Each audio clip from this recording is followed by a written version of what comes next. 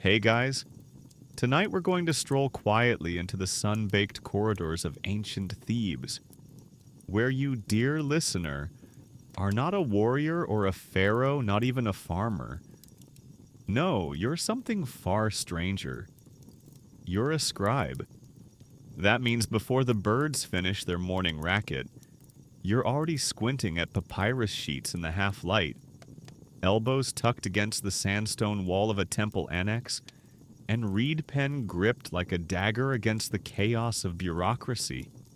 You inhale the smell of ink, half soot, half tree sap, and ready yourself for another day recording the petty deeds of powerful people. You don't carry a sword, you don't dig ditches, but every record, every decree, every recipe for curing a pharaoh's upset stomach must pass through your hands.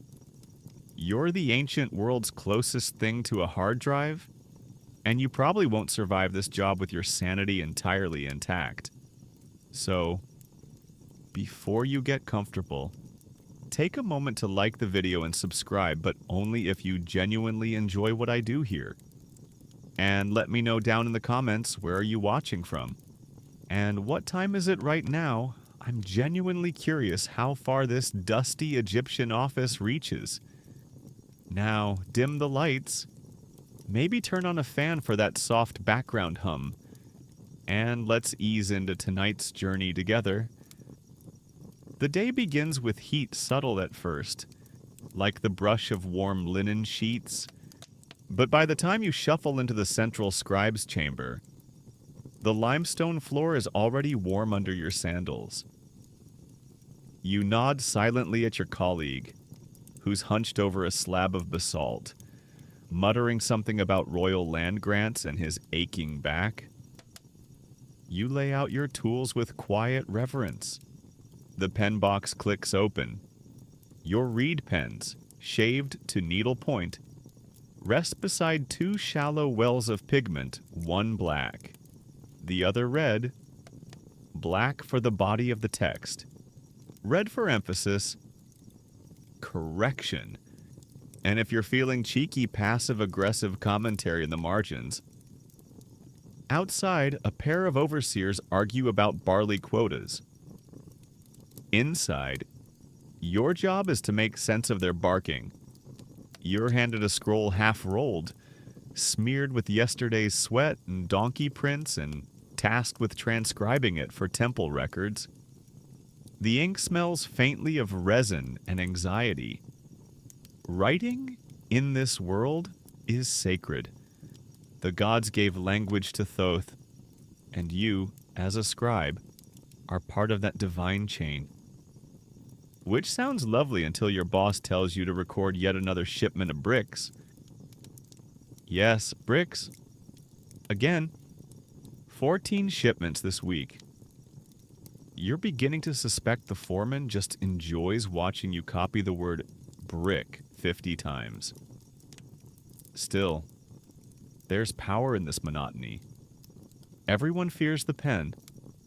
A misplaced mark can change a man's taxes, land rights, or whether his son gets conscripted. You know this. Because once, last winter, you accidentally added an extra 0 to a fish tally? The village elder didn't laugh. Neither did the priest who had to audit the temple's pantry.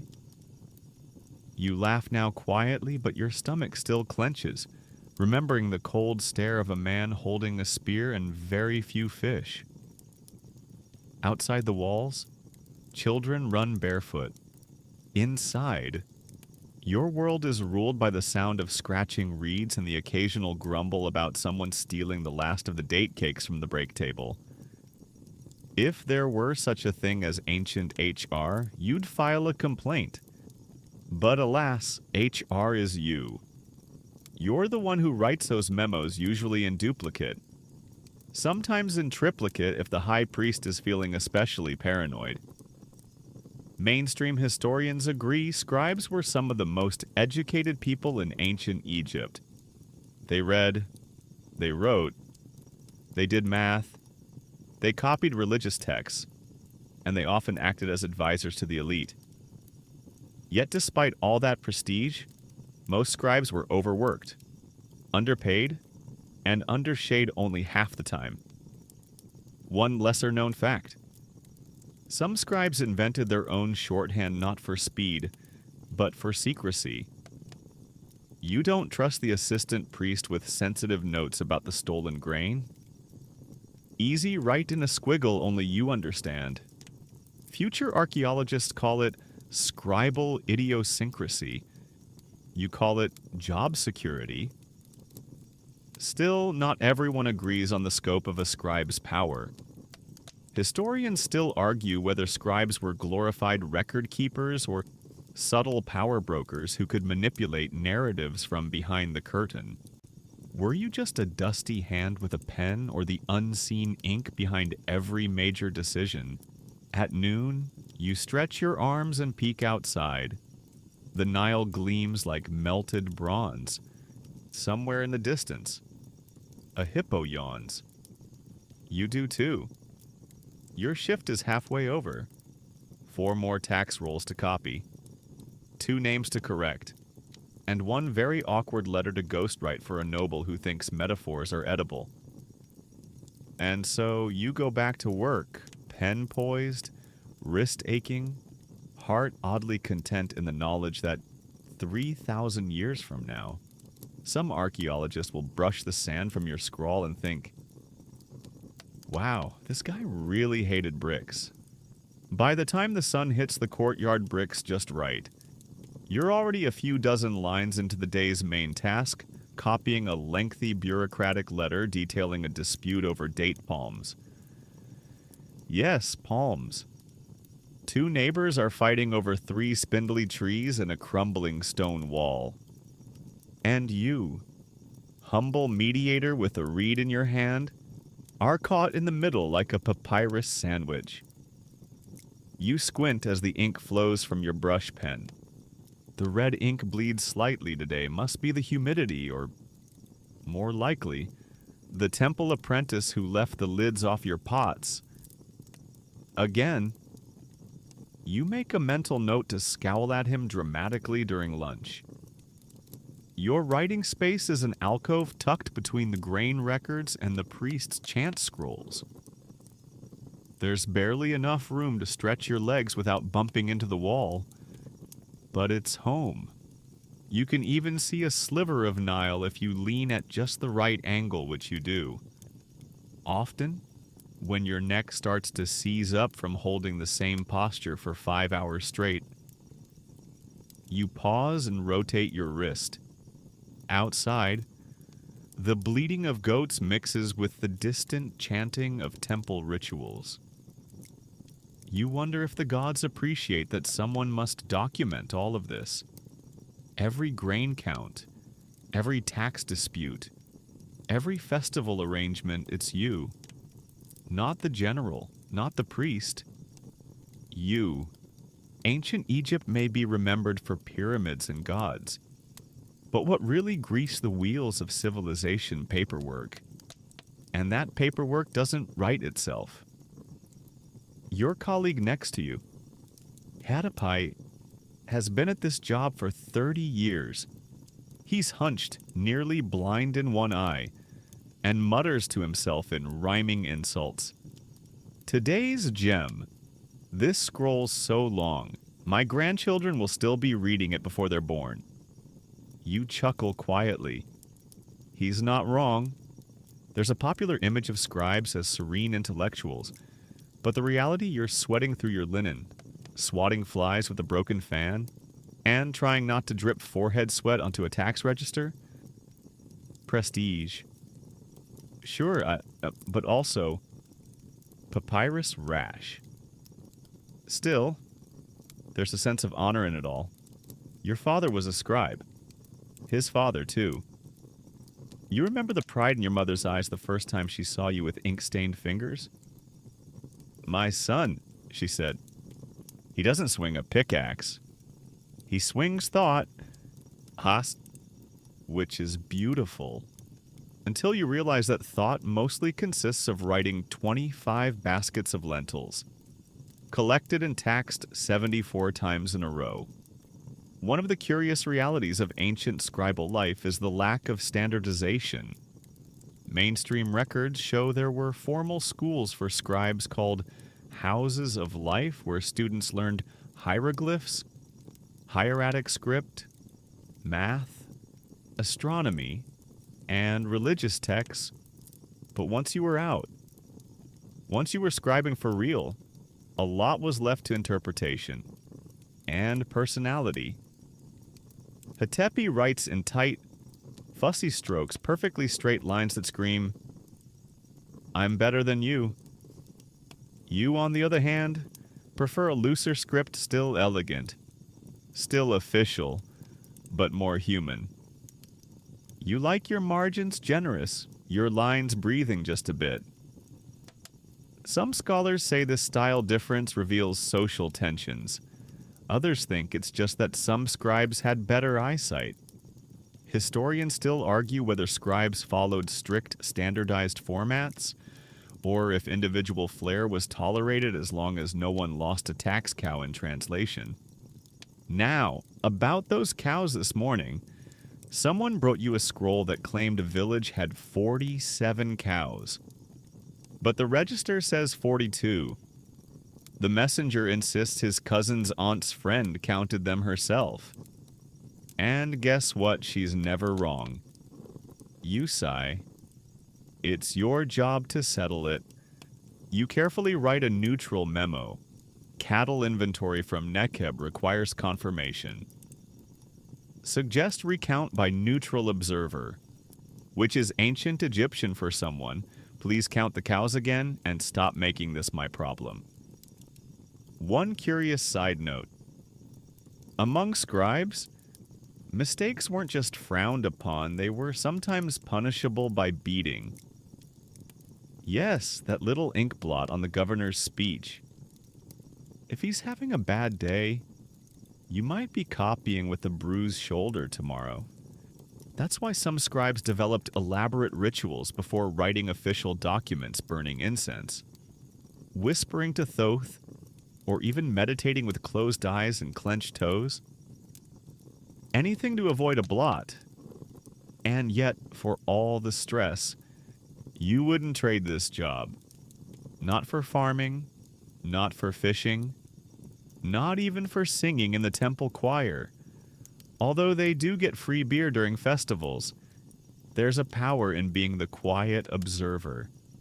While nobles shout and guards stomp and priests pontificate, you write, you know, who bribed who, which family is suddenly short one goat, which priest mysteriously gained a new wine cellar. You don't gossip, you transcribe. But your eyebrow may occasionally rise in silent judgment. A fly lands on your ink pot. You swat it away. It returns with friends. Somewhere down the hall, a papyrus roll slips from its shelf and lands with a dry whomp. No one moves to pick it up. You all agree, silently, that it's not your problem. The sun begins to slant through the narrow, clear-story windows, casting golden streaks across the floor. It's not quite time for the midday break, but Hatepi is already packing up his brush. You follow suit. You've earned 10 minutes of breathing, maybe even a cool sip of barley water. Before you rise, but you scan the day's work. 4 scrolls completed, 1 edited, 2 pending. Your handwriting's clean. The margins are straight. No curses. No ink splashes. No political landmines buried in metaphors. Another good day in the quiet empire of ink. You duck out of the writing chamber just in time to avoid being roped into copying a 3rd land lease before lunch. Victory. The corridor outside is still warm, but a faint breeze drifts in through the north windows, tickling the hem of your robe. You walk slowly, partly to savor the air, partly because your legs haven't moved in 2 hours and might mutiny. Lunch is informal. Always has been. You and the other scribes eat beneath the shadow of a leaning sycamore tree, its bark carved with initials of scribes long dead or long promoted. Some of those names you recognize famous scribes from dynasties past, now mostly remembered for their penmanship, and at least one for a scandal involving temple wine and a mistranslated hymn. Your lunch is the same as yesterday lotus bread, a handful of dates, and a smear of lentil paste wrapped in cloth. Hatepi, seated beside you, is gnawing on something suspiciously crunchy. I don't ask. He doesn't offer. This is the silent agreement of scribes on lunch break: eat what you've got. Complain as necessary. Share only if the gods compel you. Overhead, pigeons flap noisily, landing on the temple's high ledges. You take a long sip of water from your clay jug and lean your head back, eyes half closed. It's peaceful, almost holy, until Rennie the junior scribe starts humming the song of the brewer's daughter again. Loudly, off-key. You glare at him, and he grins like a cat with a stolen fish. In moments like this, you realize the strange in-betweenness of your profession. You're not noble, but you dine better than most peasants. You're not a priest, but you know every prayer by heart from copying them so many times. You're literate in a world where 95% of people are not. And yet you're still the one who trips over bricks in the courtyard and apologizes to cats. Historians agree that scribes were uniquely positioned in Egyptian society, respected, educated, and yet still servants of the state. You could climb quite high if you were clever. Some scribes became judges, others advisors. One even became a pharaoh's vizier. But most of you spend your days fighting papyrus curls and misheard numbers. Did you hear? Hatepi says between chews. They're making us redo the grain inventory. Again. You groan, head tilted back. Didn't we just finish that last week? He says. Apparently, the high priest cousin thinks someone's stealing barley. You both know what that means. More tables, more scrolls, and more chances to accidentally record 25 measures instead of 15, and start a grain-based civil war. As you chew, your mind drifts to a rumor an older scribe once told you that some royal scribes would deliberately write a mistake into their copy, a small one, then accidentally notice it later and offer to fix it for a favor.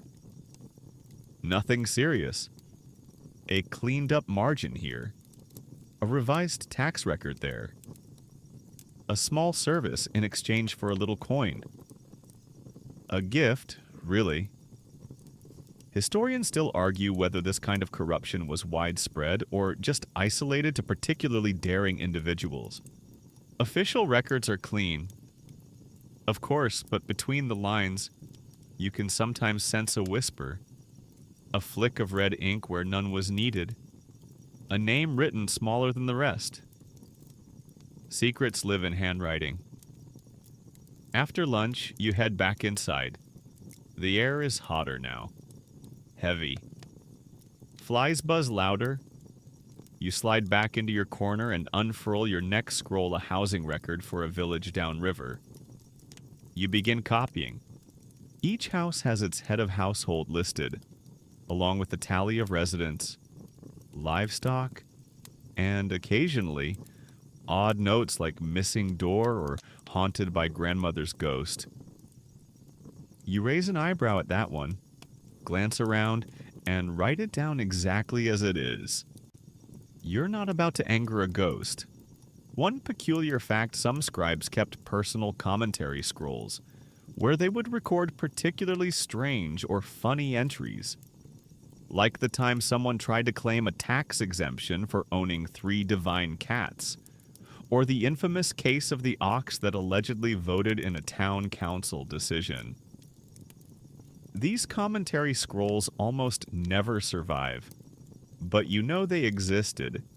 Yours is hidden behind a false stone in the wall just in case someone needs a laugh in 3,000 years.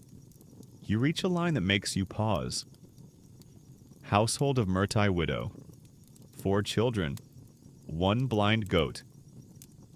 You wonder how she's doing. You saw her once, years ago, when you were training.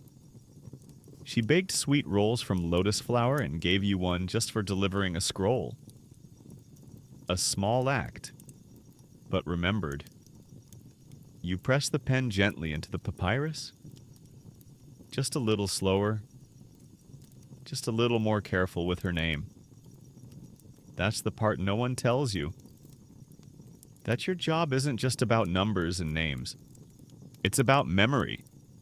You become the only voice for people history might otherwise forget.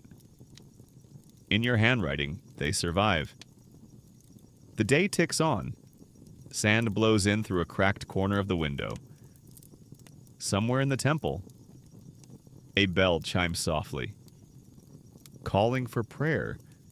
You keep writing, line after line, word after word.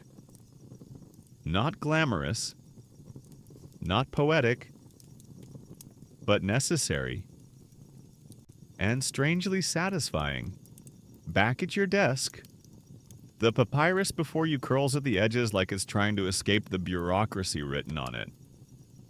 You press it flat with a bronze weight shaped like a frog, possibly symbolic, definitely heavy, and begin your next task. Today, you've been assigned to inventory tools from a nearby granary, axes, baskets, rope lengths, and a mysterious item labeled only as that thing with the hook. You pause. Do you ask for clarification? No. No, you do not. You write it exactly as they gave it to you. Future generations can deal with it. You dip your reed into the inkwell again. The black pigment clings thickly, just viscous enough to make you regret not stirring it first. You roll your eyes and mix it with the end of another reed, accidentally flinging a tiny droplet onto the desk. You hope the overseer doesn't notice. Or maybe you hope he does, so you can finally have an excuse to ask for better ink pots. Your writing kit, humble though it is, holds a kind of sacred status. Your palette is carved from smooth cedar, stained from years of pigment use. The reed pens must be trimmed just so too sharp and they slice the papyrus, too soft and they fray into useless fuzz. Your inks come in 2 basic shades black for general use, and red for titles, warnings, headings, and underlining parts you really, really wish people would read. Which, of course, they never do. Mainstream historical sources confirm the standard Scribes toolkit palette. Ink cakes, reeds, a water jar, and if you were lucky, a cushion or folded linen to sit on. You have half a cushion and a suspicious stain on your tunic from yesterday's ink spill. Prestige, you see, has its price. There's a certain meditative rhythm to writing. The scratch, scratch, pause. The rustle of papyrus. The sound of your own quiet sighs as you realize someone's handwriting on the original document looks like a cat had a seizure. You're fairly certain one of the junior priests writes with his feet. Still, you make it work. Your job isn't to judge, it's to translate and sometimes guess wildly what someone meant by 3 bundles of thing. You write it carefully, then add a neat red margin note. Clarify which, in scribe speak, translates to, I have no idea what this means, but don't want to get yelled at. One fringe tidbit they didn't teach you in the House of Life. Some scribes treated their palettes as personal talismans. You once knew a man who refused to write unless his palette faced west. Another tied tiny amulets, miniature scarabs, and copper anks to his pen box to ward off miscopying. Did it work? Not at all. He once wrote a letter to the governor calling him beloved of the cows. It was supposed to say beloved by the gods. The governor was not amused. The room grows hotter. You shift your legs and regret your decision instantly. Your right foot has fallen asleep again. You massage it with your ink-free hand and curse softly under your breath. Not a real curse, like, of course, that's illegal. You're just practicing sarcasm in multiple dialects. And speaking of curses, one of the priests sidles in and lays a small rolled-up papyrus beside you. He doesn't say anything, just raises one eyebrow and walks off. You unroll it. It's short. A name. A short verse. A reason. It's a curse tablet. You groan. Apparently, the high priest's second wife suspects the first wife of stealing her hair oils and has now requested an official curse be written in the name of balance. Righteousness. And definitely not jealousy. This is now your problem. Crafting a curse isn't just writing bad poetry. It's ceremonial. You have to get the words just right, polite enough not to offend the gods, pointed enough to satisfy the offended. You write slowly, carefully. In red ink, may her oils sour. May her combs tangle. May her mirror crack on waking. You pause. Too much. Not enough.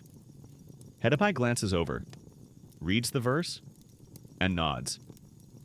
I'd add something about foot fungus. He offers. You ignore him. Historians still debate how seriously these curses were taken. Some believe they were purely symbolic ritual theatrics for the sake of emotional closure. Others argue that scribes genuinely believed their words had spiritual weight. The truth? Probably a little of both. But you just want to finish it before the red ink dries unevenly. You seal the scroll and pass it off to a temple boy, who takes it with two hands and a terrified expression. You don't blame him. Last week, he delivered a love letter to the wrong noblewoman. The fallout included 3 pigeons, 1 broken nose, and a goat that may never emotionally recover. Back at your desk, the original scroll still awaits, the one about tools from the granary. You pick up where you left off. You notice someone counted 17 baskets, 16 whole, 1 mostly a basket. You sigh, write it exactly as it is, and then, with the last flick of your brush, you underline it in red and write, clarify if mostly means usable or existential. It's the little things that keep you going. Your brush pen trails off the papyrus with a little flourish, unnecessary, but satisfying. You lean back slightly, stretching your spine against the unforgiving stone bench. It creaks. Or maybe that was your back. You're not sure anymore. Either way, you've earned a moment to stare at nothing in particular and contemplate your life choices. Just then, Hatepi mutters something unintelligible and starts chuckling to himself. That's usually a sign of either heat stroke or gossip, so you glance over with cautious curiosity. Did I ever tell you about Nefru? He whispers, eyes darting around. The scribe who added a fake 0 to the royal archives? Yes, that old temple legend. You settle in a bit. According to Hatepi, and honestly, at least 6 different versions of the same story, Nefru was a mid-level scribe stationed at Memphis during the reign of Amenhotep III, tasked with copying gold tallies from the Nubian mines. He got creative. He slipped an extra zero into the final count, turned 1,400 into 14,000. No one noticed for 3 weeks. In those 3 weeks, Nefru lived like a minor god. Wine, dancing girls, a pet monkey, allegedly. Then the truth surfaced. His papyrus was cross-checked. A second scribe caught the error, and just like that, Nefru vanished. Poof. No trial, no official punishment on record, just gone. Mainstream historians question the story's authenticity. No archival proof of Nefru exists, but it circulates in scribe gossip like a cautionary parable. Historians still argue whether it's a true case of scribal embezzlement or just an ancient office ghost story, designed to scare apprentices into triple-checking their math.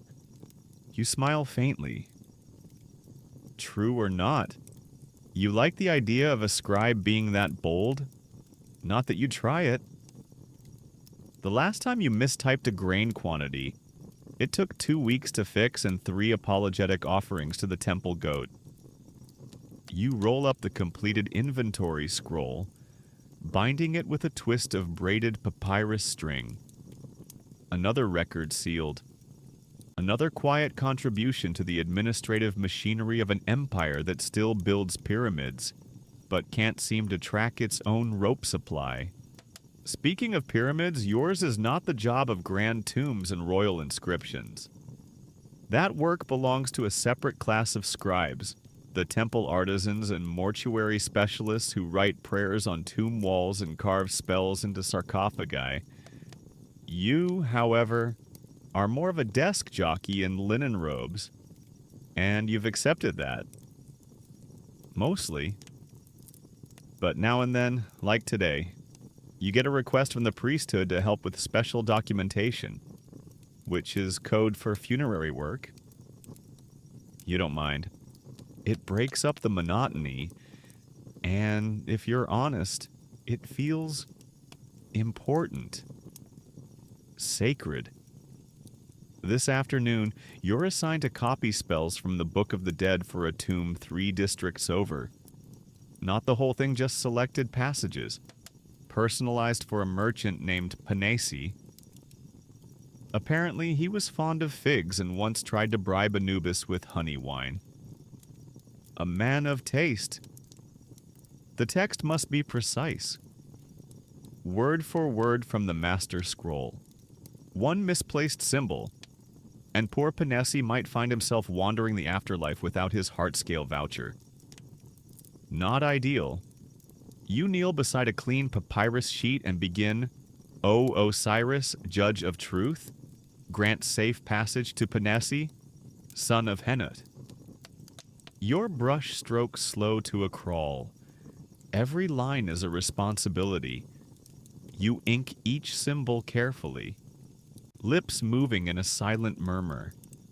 The symbols dance onks, jed pillars, the feather of Mayat. Even if no one reads it for centuries, it must be beautiful. There's something comforting about the ritual. The text protects the soul, guides it. You don't just copy spells, you usher the dead into eternity. Not bad for a civil servant with bad posture and ink on his elbow.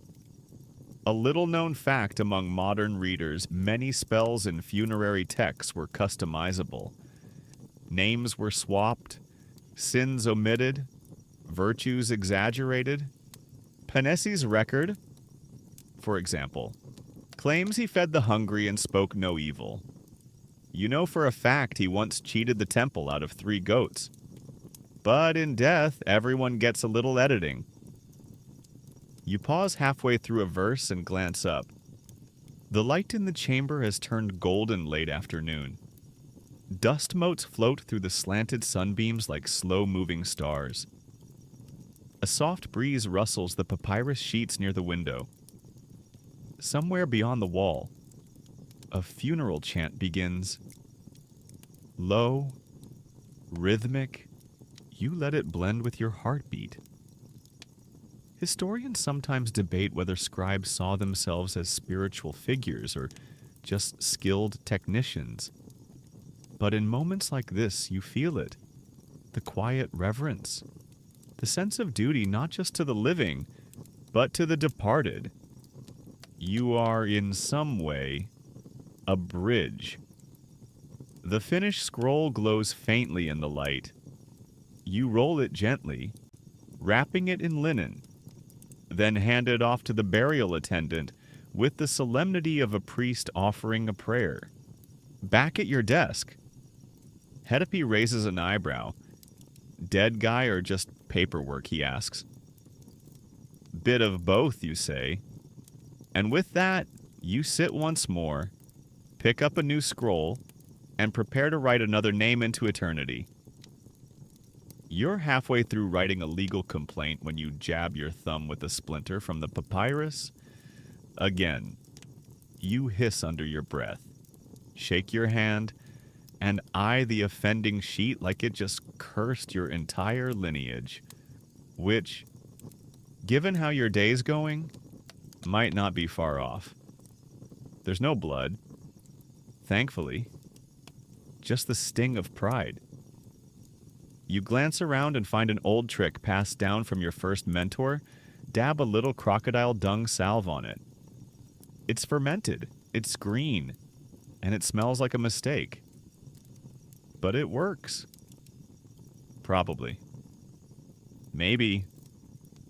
Historians still argue whether it was genuinely antiseptic or just a case of Bronze Age placebo at the site of superstition. Still, you rub the paste in and return to your scroll. The case involves two brothers fighting over a plot of farmland their father left behind. A standard boundary dispute. You've written 20 of these this year, but this one has a twist. They've brought witnesses, including a neighbor who claims the dividing line was where the goat usually naps. You underline that. Twice. You write slow and steady. Let it be known that both parties contest the eastern edge of the date grove, citing inconsistent goat napping habits as a boundary marker. You sigh deeply and keep going. Your job is not to solve the problem, merely to preserve it in beautiful script so that other people can argue about it for the next several weeks. Outside the chamber, a breeze picks up, stirring the hanging reed blinds. A sheet of papyrus flutters off the shelf. No one moves. That's scribal law if it's not your scroll. It's not your responsibility. You make brief eye contact with another scribe across the room. He nods. You both silently agree to ignore the incident. Scribe culture, for all its intellect, is powered largely by pettiness, passive aggression, and a shared hatred of the temple's bookkeeping supervisor. Nesamun. Nesamun has the voice of a hawk and the personality of a papyrus infection. He once docked your lunch break because your ink smudged on a column heading. Never mind that the ink was defective and the smudge formed what looked like a very flattering bird. As you continue writing, you remember something else: the rituals. Not just the religious ones, but the personal habits that keep your mind sharp through endless hours of copying. You straighten your tools. You realign your ink wells. You make a tiny dot in the corner of the page before beginning every paragraph, a silent nod to Thoth, god of writing, wisdom, and not accidentally recording cow dung instead of cow count. You're not alone in this. Many scribes had quirks. Some chanted quietly as they worked. Others tapped their reeds against the table in complex rhythms, like ancient typewriter beats. One scribe, you recall, used to write the entire day's first scroll, backward mirror style, just for the challenge. He was eventually promoted, or possibly exiled. The records are unclear. You stretch, then return to the scroll. The handwriting is clean, but your wrist protests. You pause to flex your fingers and rub the sore spot in your palm. Occupational hazard. Scribes were respected, yes, but not pampered. You've got calluses in places most people don't realize can callus. Mainstream accounts suggest scribes were among the healthiest workers of their time, sheltered from the hard labor of the fields or the dangers of warfare. But the hidden cost was physical strain, chronic back pain, stiff hands, eyesight that began to blur hieroglyphs into beetles. More than one scribe ended up reading everything at arm's length and guessing where the margin was. You squint down at the scroll again and realize you've reached the signature lines. The two brothers must sign with their names written by you, followed by their thumbprints. You prepare the ink, nod at the overseer, and call them in. They stomp in, dusty, sunburnt, and already glaring at each other. You point to the signature line. The older brother sighs and slaps his thumb in the ink. Then onto the papyrus. The younger one smirks, adjusts the angle slightly, and presses his thumbprint right next to his brother's closer than necessary. You sigh. This fight isn't over. The overseer thanks you and escorts the two bickering men away, still arguing about the goat. You roll the scroll carefully and add it to the pile of disputes awaiting tribunal. Tomorrow, you'll probably get a request to transcribe the hearing, where someone will almost certainly yell. Fun fact, a surprising number of ancient disputes ended not in resolution but in delayed judgment. A polite term for we'll argue about this again next week. This system kept scribes like you permanently employed. Cynical maybe, effective definitely. Back at your desk, you take a deep breath and glance at the next task, a hymn transcription for the evening ceremony. Straightforward. No goats involved. A win. You begin. Grateful for the simplicity of divine praise. O glorious Ra, who sails the day sky in fire, whose eye sees all. You pause, then add a tiny dot in the corner of the page. Just in case. The ink glides smoothly now. Maybe it's the cooler air. Maybe it's the relief of dealing with poetry instead of peasants. Either way, copying hymns to Ra has a rhythm that soothes you. The script flows in elegant curves, the lines stacking like golden bricks in the temple of your day. It's almost meditative, until the door creaks open and a novice priest clomps in with all the grace of a startled hippo. He drops a wrapped scroll in front of you and mutters something about urgency. You unroll it slowly, expecting the usual last-minute change to a ritual text or a noble shopping list disguised as a prayer. But no, it's a full hymn brand new. Untested, unformatted, and written in a handwriting that can only be described as drunken ibis. You rub your temples. You're going to have to fix this. Completely. The hymn is meant to be recited at dawn, so it must be majestic, flowing, and definitely free of references to ducks, which mysteriously this one is not. You suspect the priest's son wrote it, or maybe a goat. Either way, your job now is divine editorial rescue. You sigh and begin correcting raw, bright eyes of the sky. You light our path. You pause at the next line. Your face beams like wet sandstone after rain. You squint. That's something poetic. Sure, but also vaguely like Ra is having a skincare commercial moment. You adjust it. Like gold newly burnished in the house of offerings. There, now that's more divine and less dermatological. As your pen dances, you feel the weight of this duty. These hymns aren't just decoration, they're sacred music, meant to reach the ears of gods. One smudge, one badly drawn glyph, and the whole tone shifts. You once miscopied the word for celestial sailboat as celestial toenail. The priest didn't catch it until the fourth stanza. You've never lived it down. Mainstream historians agree that scribes played a vital role in religious life, not just copying sacred texts, but preserving oral traditions, adapting verses, and even composing new ones. You like to think of yourself as the unsung lyricist behind Egypt's greatest divine hits. The gods may get the applause, but someone has to format the chorus. The scribe next to you sneezes violently, nearly upsetting your ink pot.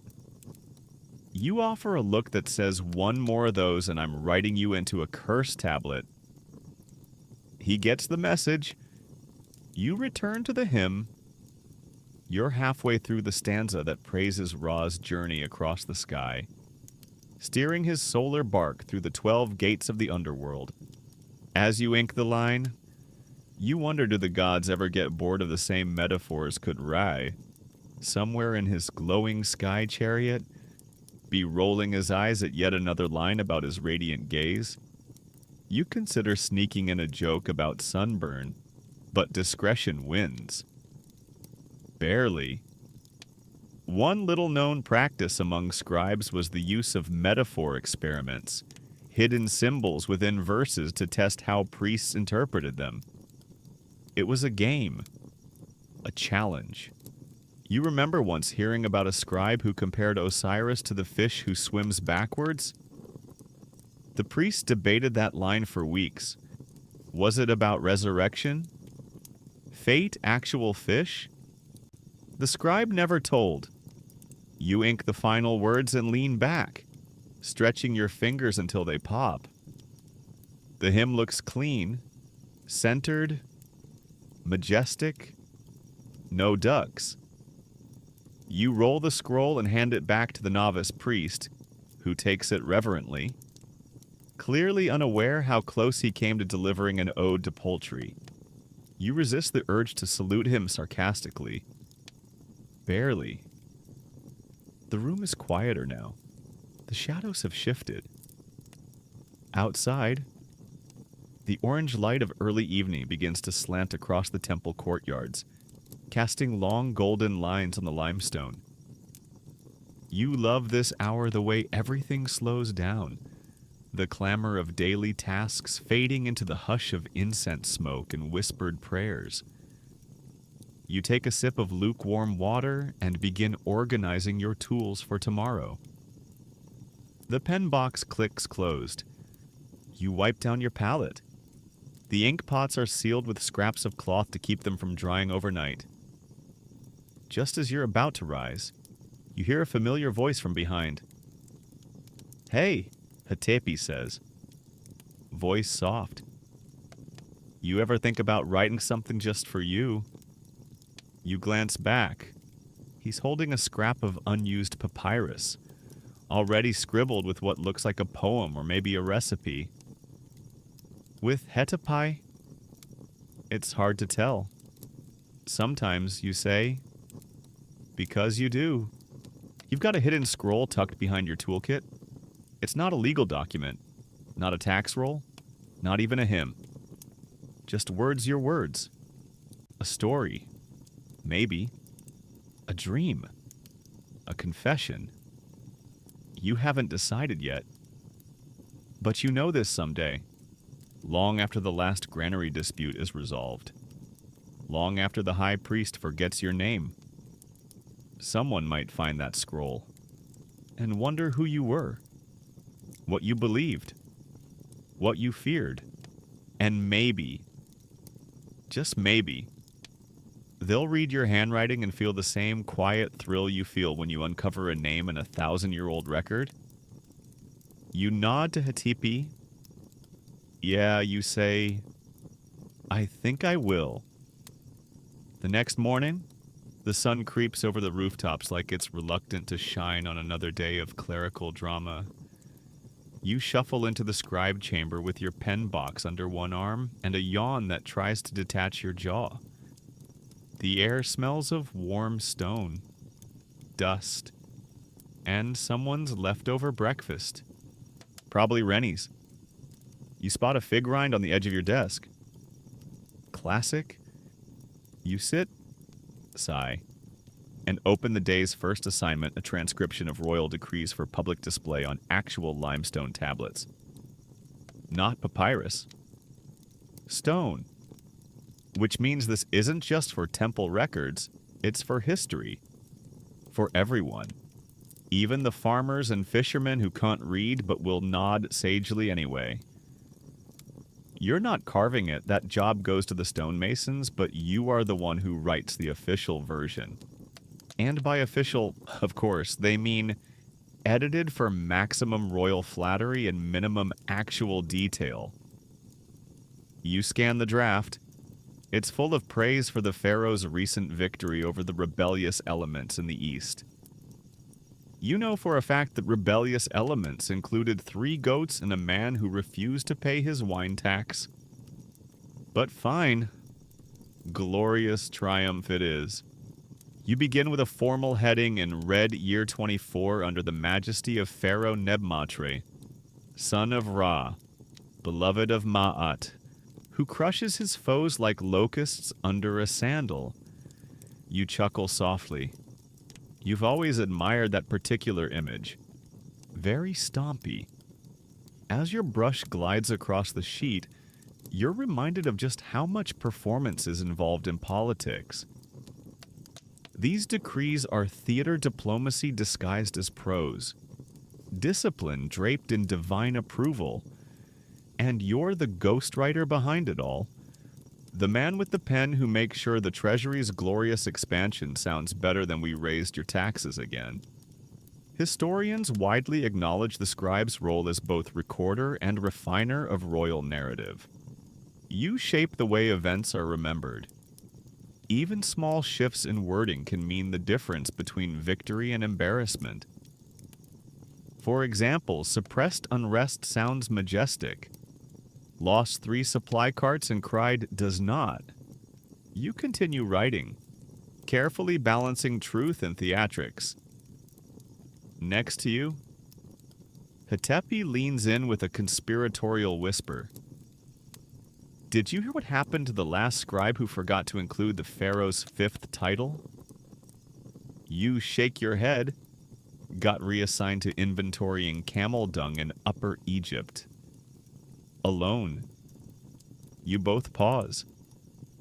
5th title it is, you say, and add, Master of all lands, whose glance withers the unfaithful?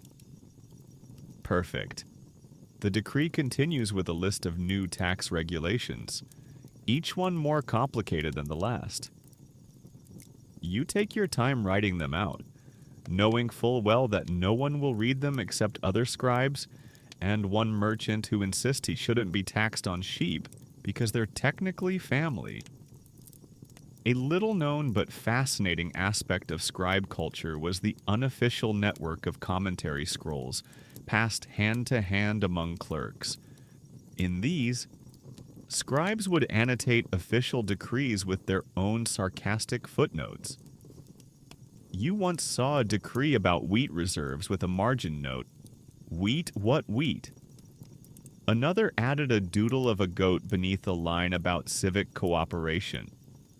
You finish the decree and double-check every glyph. No missing titles, no smudges, no political hazards. You even include an optional flourish beneath the closing sentence, a sun disk with radiating lines. The ancient equivalent of underlining in bold gold. Once done, you hand the scroll to the temple messenger. He tucks it into a reed case and bolts toward the masons. You exhale deeply. Now comes the best part of the morning, absolutely nothing scheduled. You lean back, Close your eyes.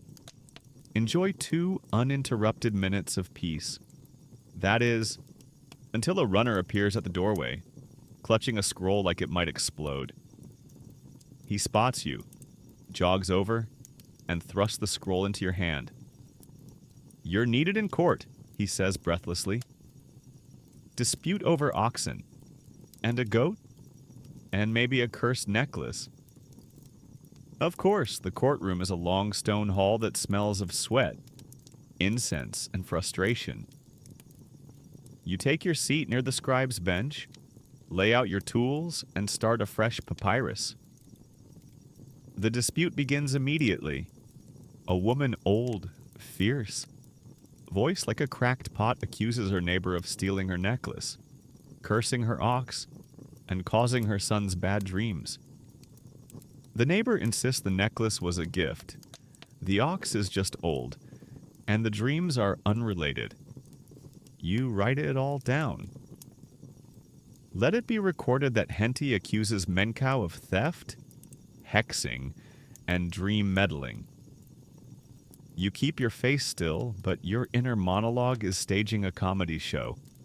Trials like this are part of your duties, recording them for temple archives and occasionally dramatic reenactments during festivals. You once watched a mock trial acted out by temple acolytes using bread loaves as props. It was hilarious until someone ate the plaintiff. You continue transcribing, careful to document every outburst, every counterclaim, every "may the gods strike me if I lie" that no one really wants to test. You note when the judge, a stern priest with the temperament of a sunburned crocodile, rolls his eyes.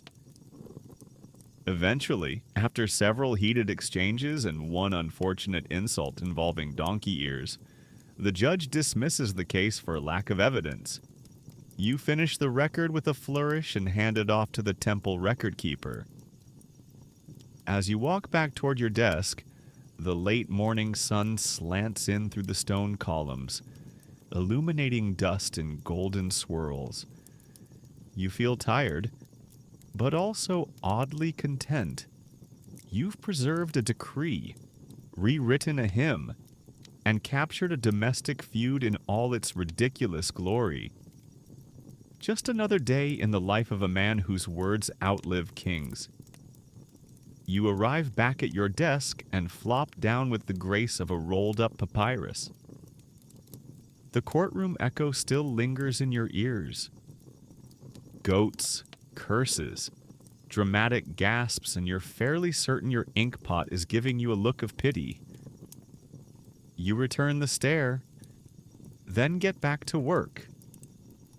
No rest for the ink-stained. Today's next task: funerary inscriptions. Again. The temple's embalming quarter is preparing a tomb for a mid-level official named Jehutihotep. Nice enough man. Liked figs. Died peacefully in his sleep. His family has requested a personalized version of the Spell of the Western Gate.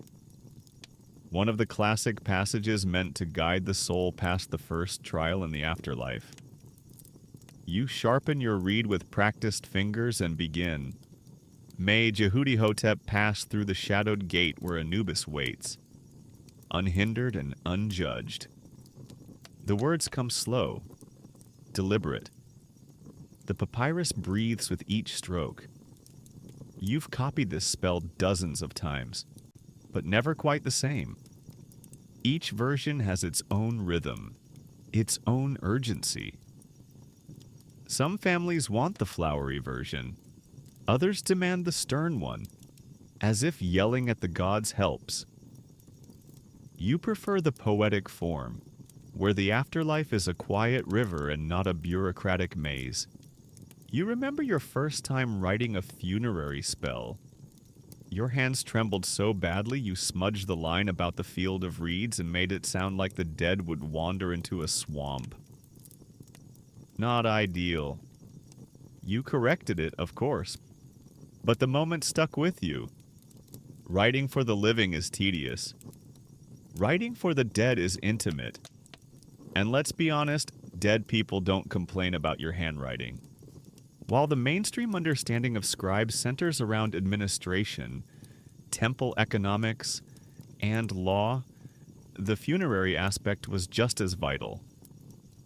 Scribes helped shape the journey of the soul. You weren't just writing, you were constructing spiritual GPS coordinates.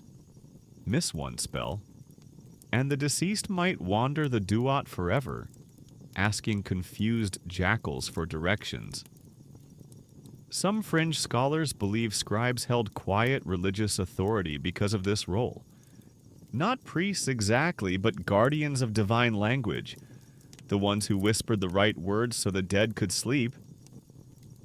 You glance up at the doorway as the tomb's artisan pokes his head in. The family wants the symbols drawn too. He says, sheepish. Full illustration. With embellishment? Ah, yes, embellishment. Which means you're drawing Anubis again. The jackal-headed god of embalming and protector of the dead. You sigh, wipe your hands, and start sketching. Your Anubis has a strong jawline and excellent posture. You take pride in that. Your old mentor used to draw Anubis like he was late to a meeting. You, however, give him presence. Beneath the god's outstretched arm, you sketch the weighing of the heart, Jehutihotep's soul, facing the feather of Ma'at. You draw the balance scale with care, 2 curved plates, one slightly trembling.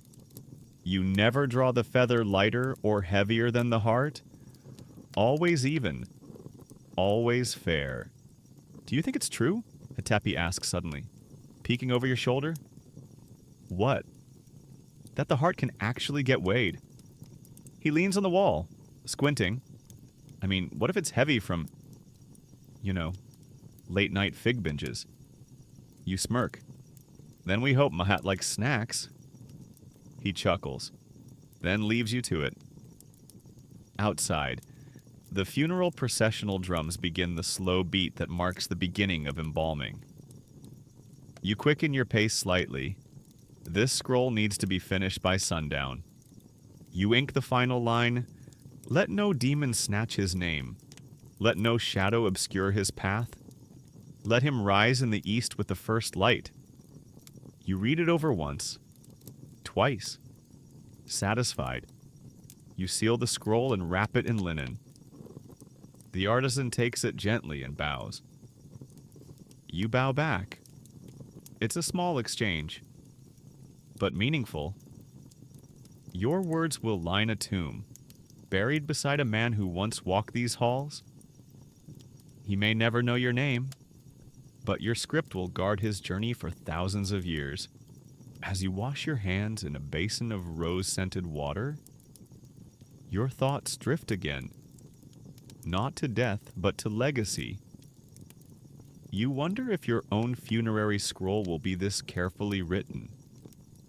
If your heart will balance, if your name will last, or if someone, centuries from now, will find a broken piece of limestone, etched with your careful strokes, and wonder just for a moment who you were. You shake the thought off. There's more writing to do? A scroll is placed in front of you. You unroll it and grin. It's a lunch record. One of the temple kitchens is asking for a scribe to standardize their supply orders. Bread, beer, onions, lentils. Important stuff. You dip your pen again. Writing for the living may be less poetic, but hey, someone has to make sure the priests get fed. You roll your shoulders and lean in, ready to transcribe this culinary epic. The temple kitchen scroll is splattered with what you sincerely hope is lentil paste and not something worse. You hold it at arm's length, squinting at the smeared glyphs like they might reassemble themselves if you blink hard enough. They do not. At the top, in truly tragic penmanship, it reads weekly provisions, northern storage cellar, You sigh. That cellar smells like pickled onions and regret. But this is your life now. You dip your pen and begin translating chaos into legibility. 5 sacks of barley uncrushed, 7 amphorae of date wine, 18 loaves of bread standard, not ceremonial. You raise an eyebrow at that last note. Apparently, someone got scolded for using sacred bread for sandwiches again. You continue 1 jar of preserved figs, 4 baskets of lentils, 2 crates of dried fish. You pause. There's a strange addendum at the bottom. Also more soap. No quantity. Just the urgent tone of someone who's been elbow deep in fish for too long. The scribes aren't just responsible for noble edicts and funerary prayers. You're also the reason the temple doesn't run out of onions. Historians tend to skip over that part, how you're the invisible hand behind ancient logistics. If Egypt were a great machine, you're the ink in the gears, the one who ensures that when the high priest demands boiled goose and scented oil, he doesn't get dry biscuits and a headache instead. You tap your pen against your chin, thinking. There's a discrepancy again between the lentil counts in the north and south cellars. You decide to mark it inventory mismatch noted between northern and southern records. Recommend recount or staff retraining. Which is polite scribal speak for someone's lying. And I'm too tired to care who. Outside, the midday heat leans into the stone walls like a bored cat. You feel it pressing against your back, trying to coax the sweat out of your already damp linen tunic. You grab the reed fan tucked beside your ink case and wave it lazily at your face. It smells faintly of temple oil. And ink. Everything smells like ink. Hatepi lumbers past and drops a scroll on your desk. Tax rolls. He grunts. District 8. Lucky you. You groan audibly. District 8 is notorious for messy handwriting, bizarre household lists, and a man named Mayhe who insists that his 5 cats are tax-exempt because they provide spiritual services. You open the scroll? Sure enough, cat exemption request. Round 3. You write Mayhe, resident of House 12, reasserts claim of religious exemption for feline companions. Recommendation deny. You could try to be more diplomatic, but you've read Mayhe's past appeals, which include drawings of cats meditating. You've done your due diligence. Mainstream historical records show that scribes were often the unofficial judges of what counted as legitimate tax concerns. In a system where oral claims and written records constantly clashed, your ink stroke could shift the flow of grain, redirect livestock, or trigger a reevaluation. You held quiet power, bureaucratic? Yes, but very real. And with that power came paperwork. One lesser-known fact, scribes sometimes decorated their margins with tiny doodles. Not officially, of course, but when the overseers weren't watching. The more artistic scribes would sketch birds, boats, or even caricatures of their co-workers. You once drew Nesamun the administrator with donkey ears, carefully hidden behind a tax column. Of course, you suspect he found it. He now speaks to you exclusively in curt syllables. As you ink your next line, you catch yourself humming an old Nile work song. Something your grandfather used to sing. Your pen matches its rhythm upstroke. Curve. Dot. The temple may be sacred, but your mind drifts elsewhere. You remember being a boy, eyes wide, staring at your father's hand as he wrote. You thought it was magic then, the way symbols appeared under his brush. You'd sit silently, mimicking the curves with your finger in the sand, dreaming of the day you'd have your own palette, your own scroll, your own voice in the record. And now here you are, scrolls stacked beside you, fingers stained with ink, voice echoing silently through the lines you write. Not a famous one, not a name the nobles will carve in stone, but a quiet hand in the legacy of a civilization that worships words. The tax scroll is almost done. You finish with a summary line, then seal it with a thin smear of glue and press a small scarab seal into the edge. The clay is warm, soft from the midday heat. The impression holds clean, crisp, a mark of completion, of closure. You set the scroll aside and pick up the next one. It's a letter, dictated by a merchant to his cousin, apologizing for a loan he hasn't repaid. You read the draft. Dearest cousin, I am not avoiding you. Truly. I was bitten by a camel. You sigh, shake your head, and prepare to make it sound like an actual apology. To my honored cousin, may the gods bless your house. I regret the delay in repayment and assure you it was caused by unexpected misfortune, namely, an unfortunate encounter with the spirited camel. They're better. As you seal this one, too, you reflect on the odd shape of your day hymns and curses, taxes and cats, lunch scrolls and legacy. You are not a warrior, not a priest, not a king, but your work will outlast all three. The scribe's path is slow, ink-stained, and rarely glorious, but it is never, ever dull. You blink slowly at the next scroll. Your eyes are dry. Your wrist is starting to hum with that familiar dull ache. And there's a faint layer of ink dust on your forearm, an occupational tattoo. In a way, you consider stopping, maybe taking a walk. But then you see the title on the scroll and immediately sit up straighter. Royal Archive Marriage Contract, Noble House of Perneb. You crack your knuckles and smile. Marriage contracts are where things get interesting. They're not just, do you take this person, and then a polite signature? Oh no. In Egypt, marriage contracts are miniature novels of expectation, property divisions, conditional dowries, and, occasionally, passive-aggressive clauses about mother-in-law visits.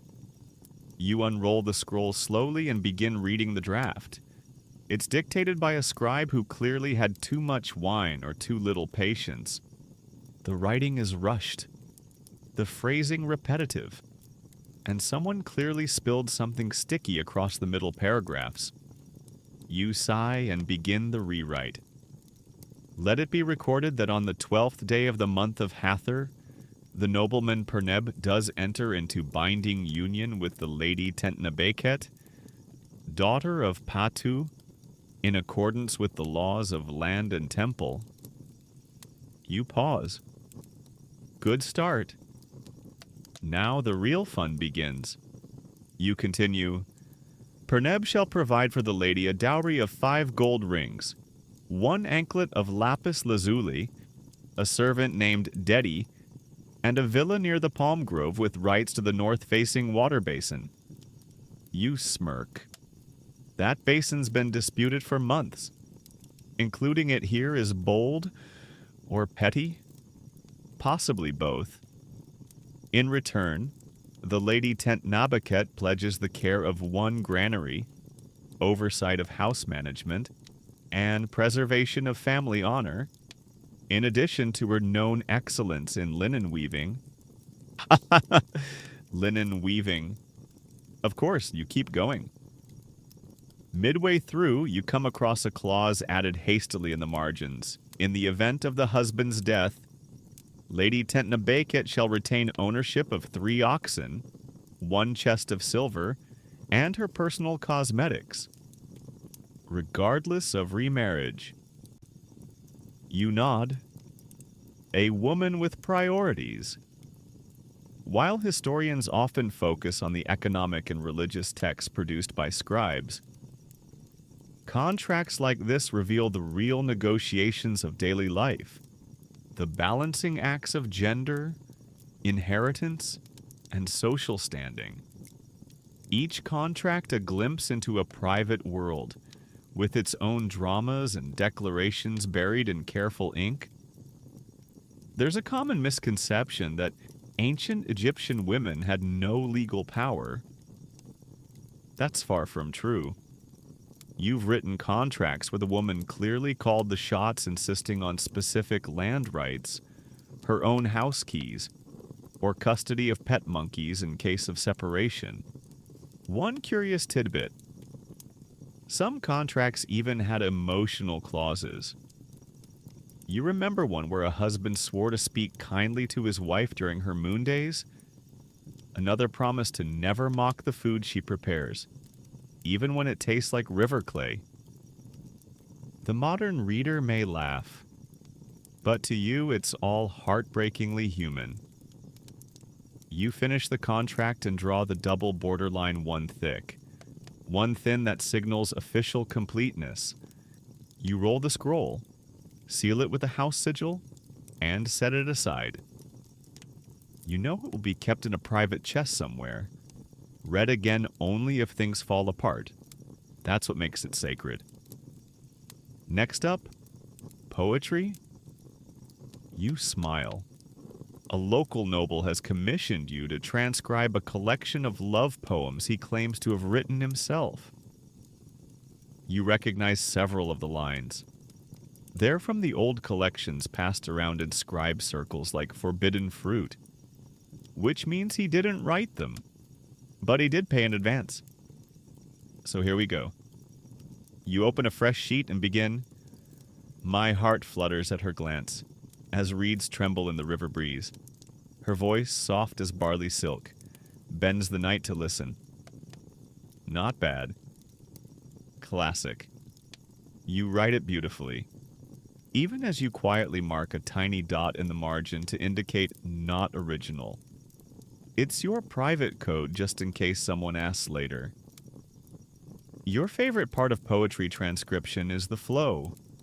No margins to match, no politics. Just rhythm and breath and image. You imagine the girl, the noble, is trying to impress.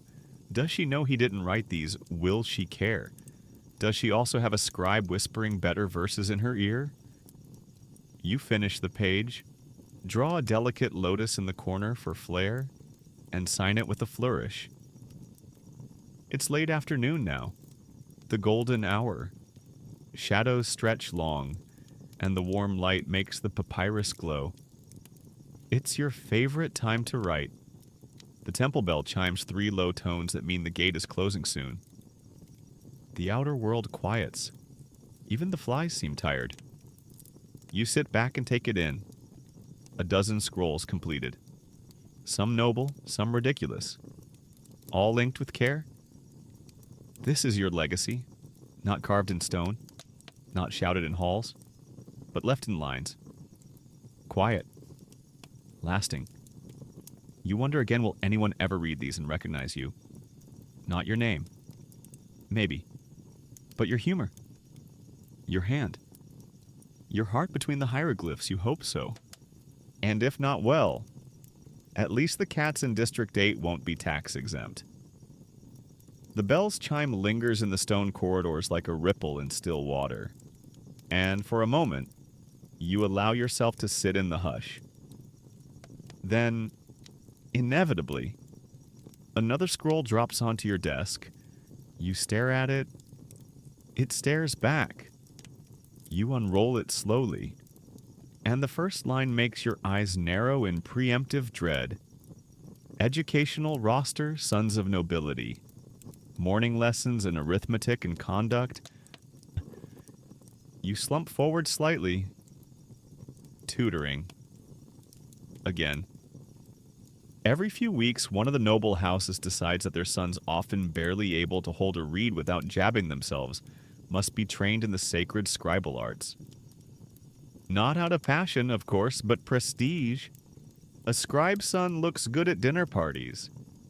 So you find yourself once more the reluctant educator of entitled 8-year-olds who think metaphors are a type of snack and multiplication is a punishment invented by priests. You gather your tools and make your way to the outer study chamber. A cool stone room littered with abandoned scrolls, half-eaten figs, and the lingering odor of stale incense. The 3 boys are already there, reclining on cushions like their miniature viziers. One is picking his nose, one is asleep. The third greets you with, "Do we have to write today?" You smile calmly, with the dead eyes of a man who has taught the same lesson 37 times. "Yes," you say. And we're starting with column math. Column math, the ancient Egyptian system of addition, subtraction, and multiplication using repeating groups at symbol sets. Elegant in theory, torture in practice. You begin sketching on the wallboard 2 measures doubled 4 times. Equals, one boy says 10, one says potato. The third tries to eat his reed pen. You sigh. As you try to explain base 10 duplication for the 50th time, your mind drifts to a curious debate among scholars.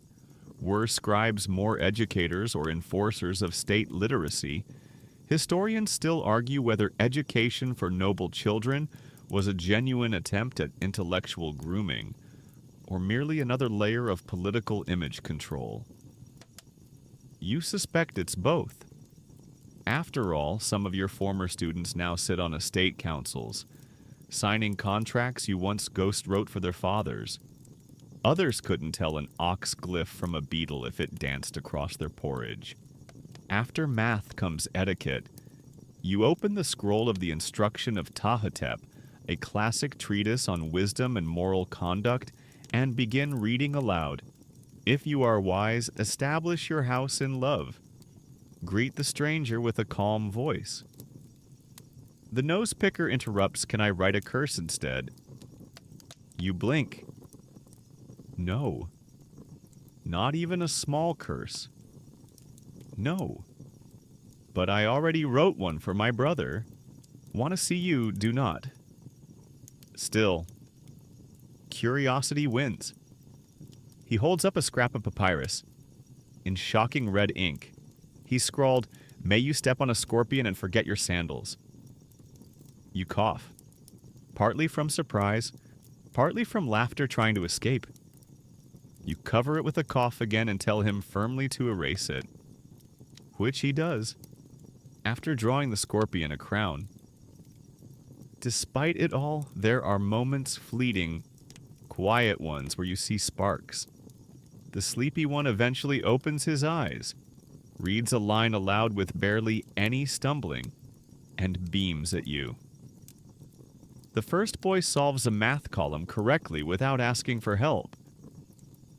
The nose picker, well, he manages to keep the ink on the scroll and not his forehead.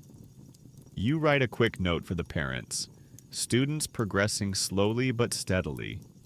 Recommend continued practice with glyph recognition and conduct recitation, which, as always, is coded. Scribe language for your sons are not geniuses, but they are slightly less likely to ruin Egypt than they were yesterday. Back at your desk, you feel something strange. A smile. Tutoring is exhausting, yes, but it also connects you to the next generation of scribes, judges, landowners, even pharaohs, possibly. And somewhere in those smudged lessons and crooked hieroglyphs, your influence lives on.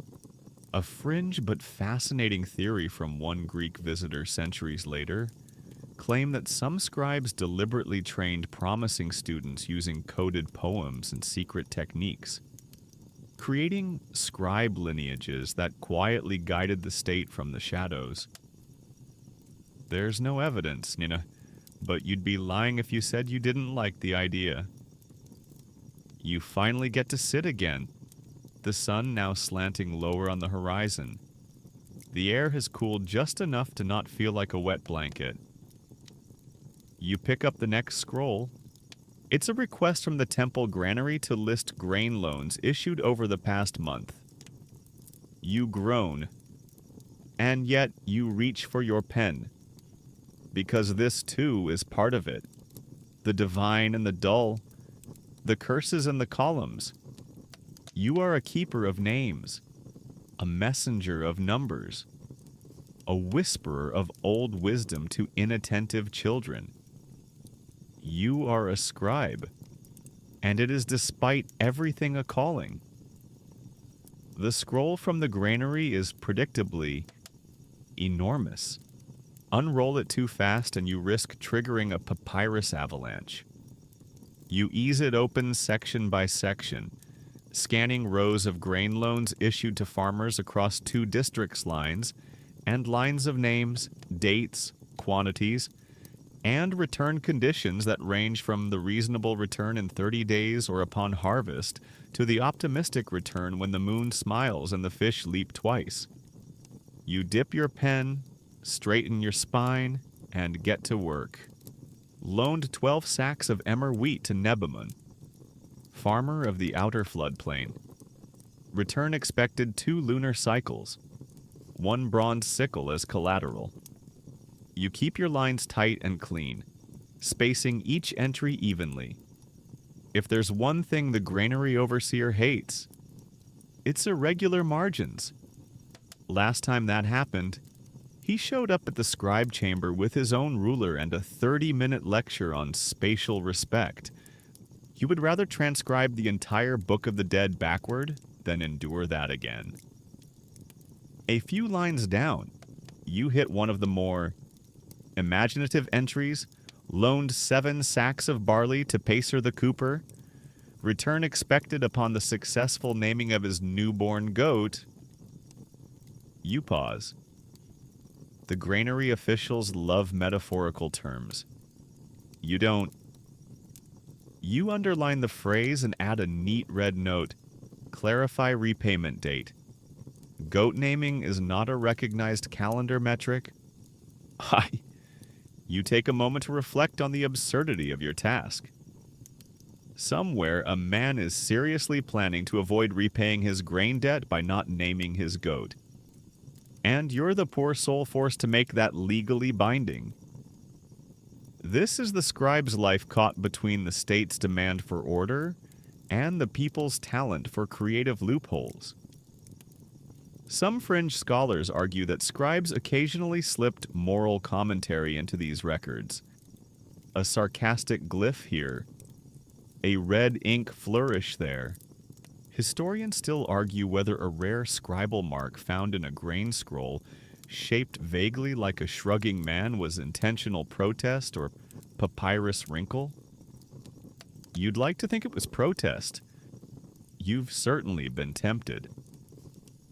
As you copy down the next dozen transactions, your attention is snagged by one peculiar phrase. Loan denied previous default due to river ate my boat. You look up. Hedapai. You whisper. Did you ever hear about a man claiming a river ate his boat? Hedapi grunts without looking up. That's how my second marriage ended. You blink. Your wife was eaten by a river. No, he says. She took the boat. You go back to your scroll, smiling despite yourself. By now the sun is dipping behind the western wall, casting long shadows across the floor. The heat has broken. The air feels soft, touched with the scent of wet earth and distant cooking fires. You finish the last few lines. Loaned 5 measures of wheat to Pentu. Repayment pending approval of land transfer near Sycamore Grove. You close the scroll, seal it, and write the summary label in thick red ink. Then, carefully, You stack it on the ready-for-archive shelf, your small mountain of completed labor. A temple aide rushes in, panting. There's a private commission, he says, urgent, discreet. That usually means one of two things: a noble having a quiet affair, or a priest looking to curse his neighbor's fig tree. Turns out, it's the former. A scroll is placed before you with the label Correspondence for the Lady of House Nefertari. The contents, a love letter, written in shaky, uneven script that screams panic. You're to clean it up, make it poetic, and definitely make it sound like the sender is confident, handsome, and definitely not married to someone else. You open the draft and find this gem. Lady, I saw you and felt something strange. My chest is hot. I think it's love. Or fever. You take a deep breath and begin rewriting. To the radiant Lady Nefertari, whose beauty rivals the dawn on temple stones, whose eyes command the Nile to hush, I am but a humble admirer, swept by your gaze as reeds are bent by the wind. You keep going, weaving metaphors of moonlight, figs, birdsong, and restraint. Lots of restraint. This kind of scroll, if discovered, could trigger a scandal, a duel, or at least a strongly worded letter from someone's uncle. You finish the letter, roll it tightly, and seal it with a blank stamp untraceable.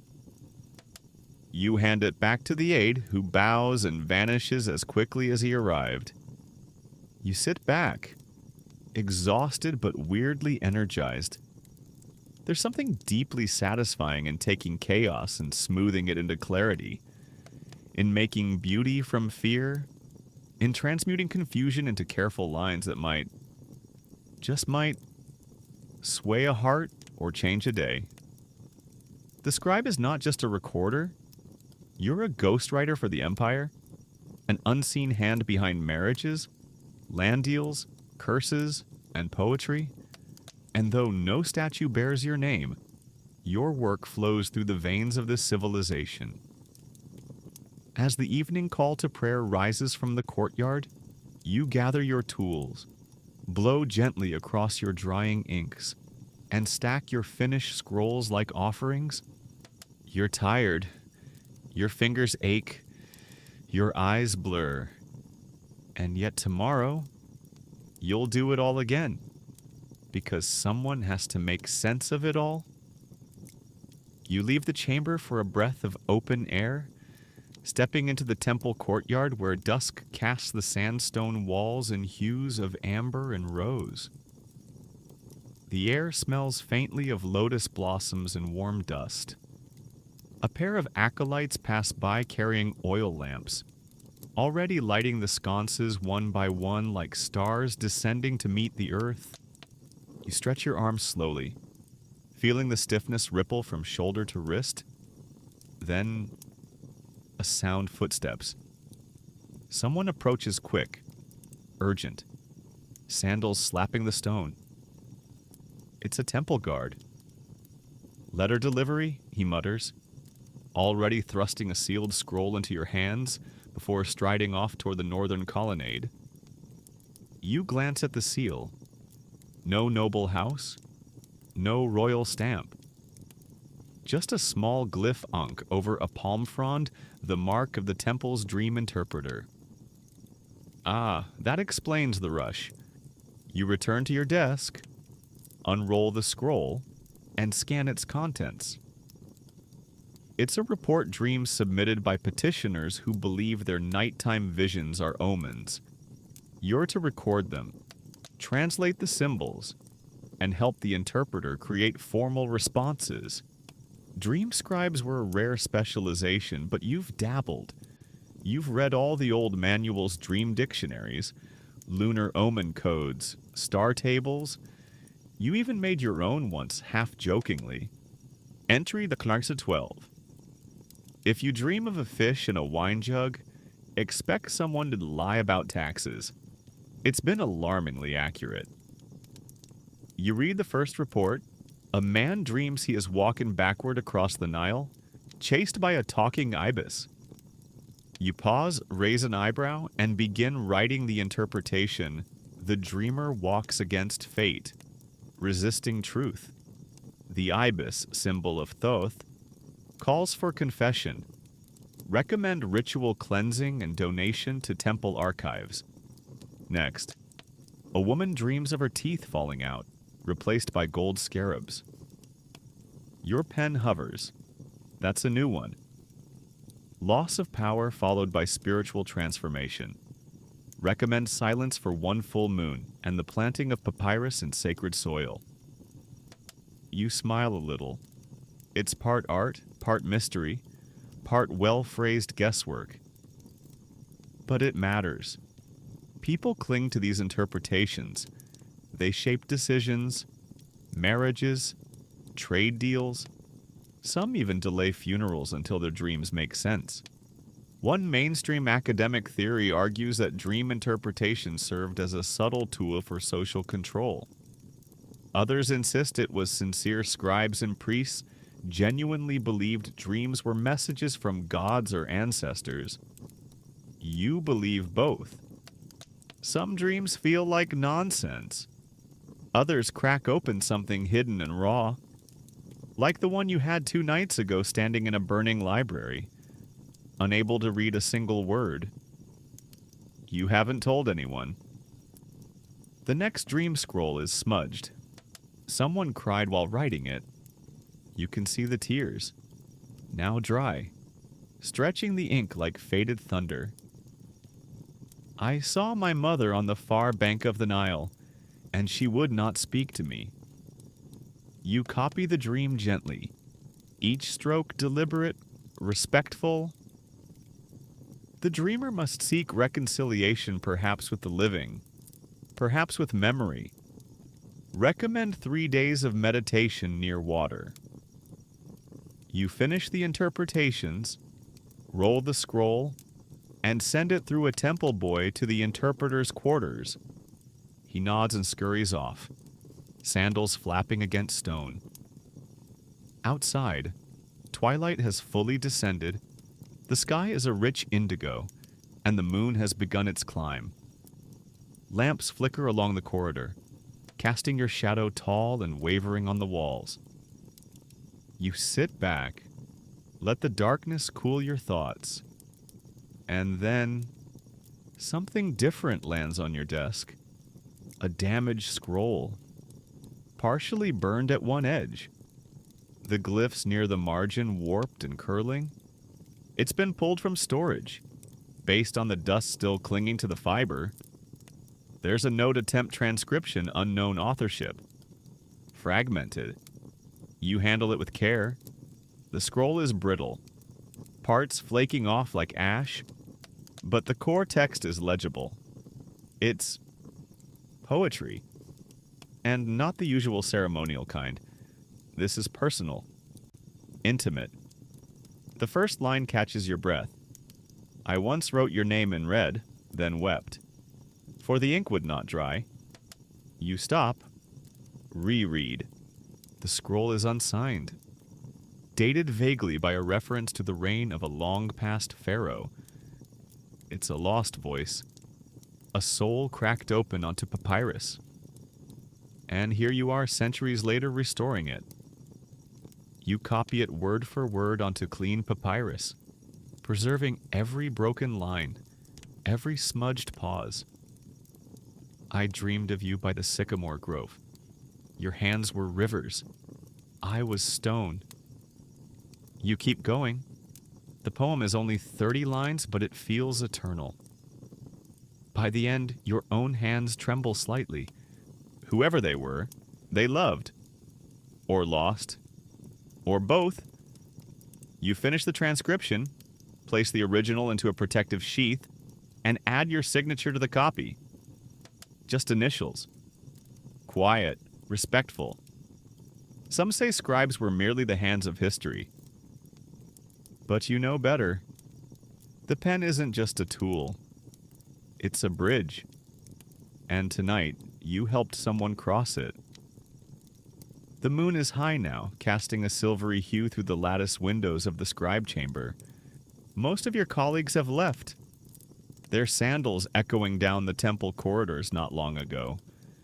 But you linger. The soft scratch of your pen, the only sound left behind. There's something sacred about this hour when the work is no longer dictated by supervisors or schedules, but by instinct. You set aside the love poem and reach for a scroll of your own. Yes, your scroll. Hidden beneath your pen box. It's a half-used sheet of fine papyrus. One edge curled and a corner stained with old ink. Nothing official. Nothing requested. Just a private journal of sorts. Your secret relief scroll. You unfurl it. Read your last entry. Hedepi still believes the temple cat is the reincarnation of his mother. Not correcting him? You smile. Then you write, "Today I translated a dream about gold scarabs and weeping mothers. I said it meant transformation. It probably did. Or maybe she just misses her." You pause. Let your pen hover. I wonder who'll read this. Maybe no one. Maybe someone 1,000 years from now, brushing sand off my words and thinking this scribe he was tired. But he still wrote. You roll it up carefully and tuck it back into its hiding spot. Not for today. Not yet. Then, just as you're about to finally leave for the night, the door creaks open. It's Rennie, the youngest scribe. Hair tousled. Robes crooked. Eyes wide with the kind of urgency that usually means someone's papyrus caught fire or they accidentally addressed a love poem to the wrong priestess. "I need help," he whispers. You groan theatrically. Does it involve curses, livestock, or forbidden metaphors? No, he says. Worse. He holds out a half-written decree scroll, the royal seal already pressed at the top. I forgot how to draw the glyph for tribute. You stare at him. You've been a scribe for 2 years? I panicked. You take the scroll and gesture for him to sit. Quietly.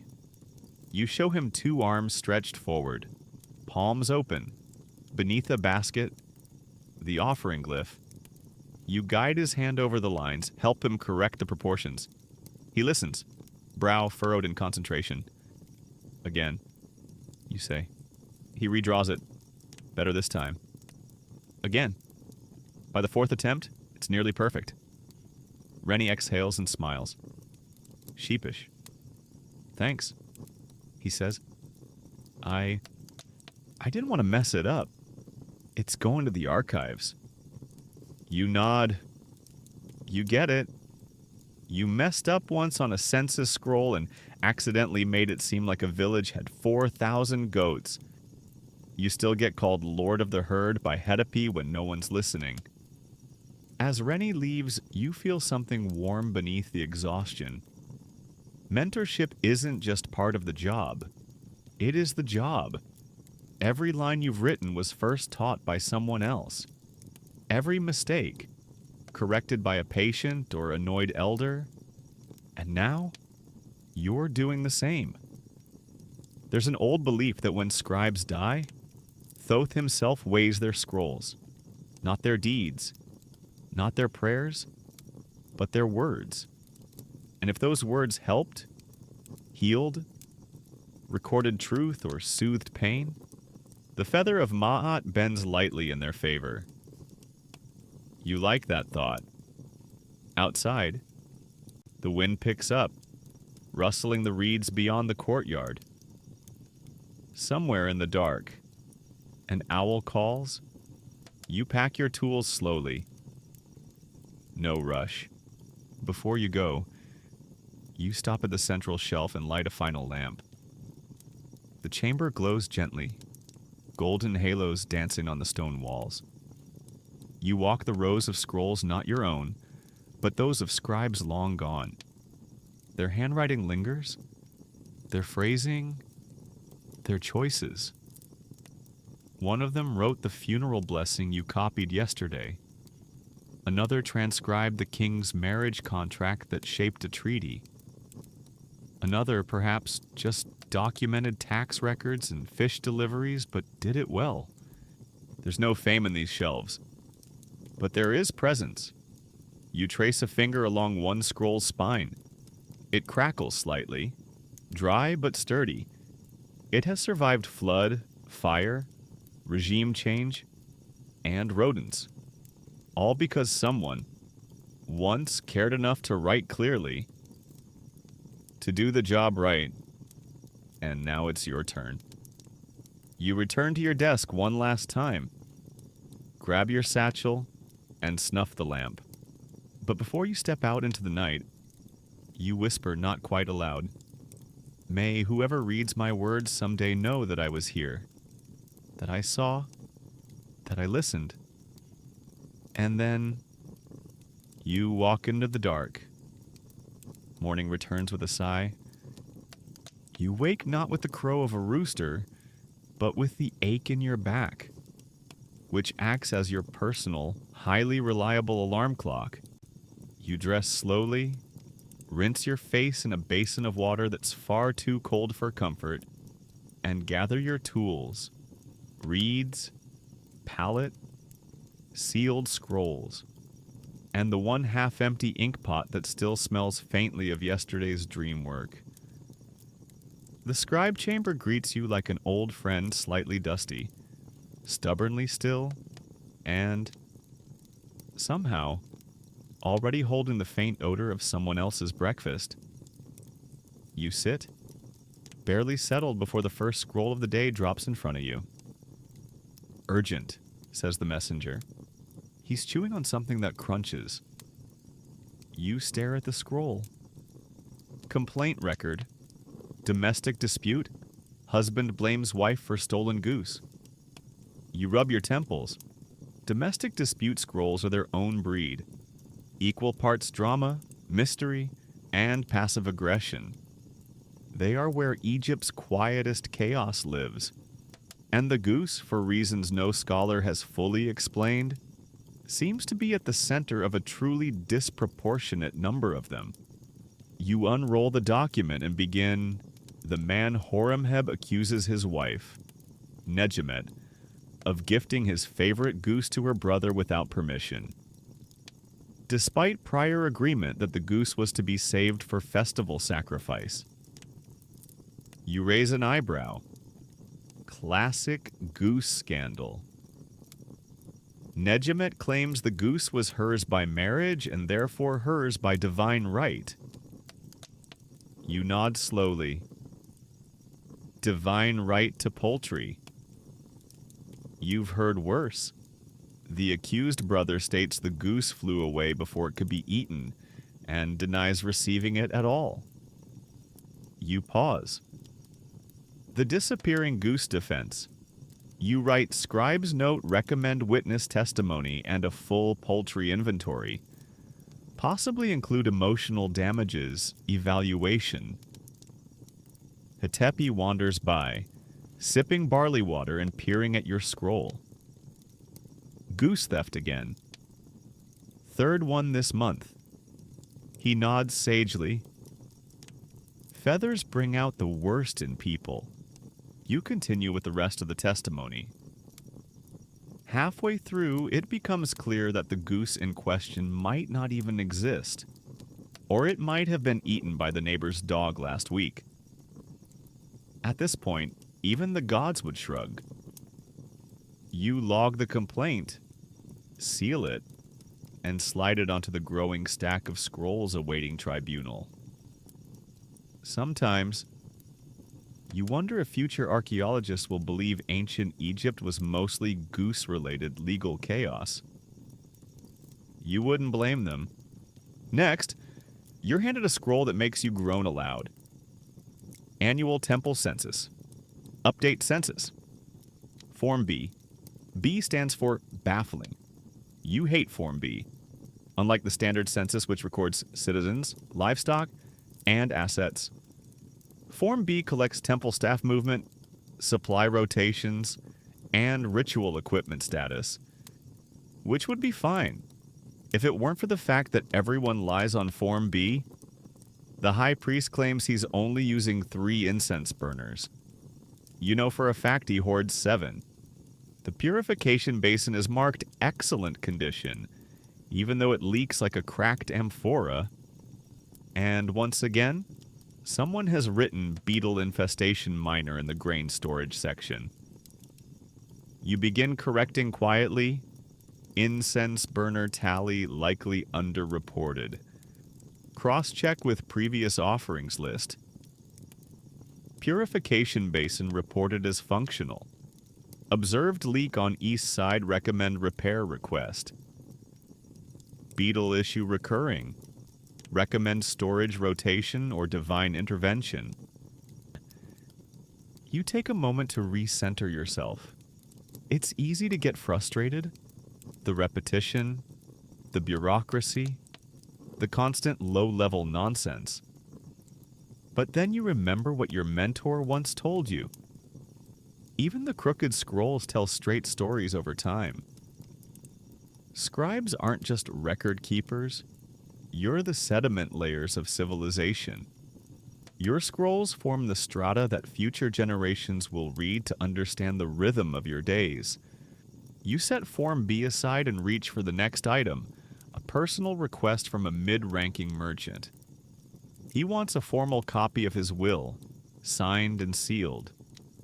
You begin drafting, let it be known that Senefer the merchant, in the fullness of life and health, does hereby declare his possessions to be distributed as follows.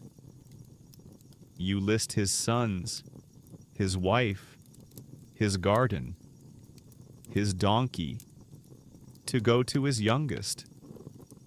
If said son completes training and ceases disrespectful tone with elders, that's actually in the scroll.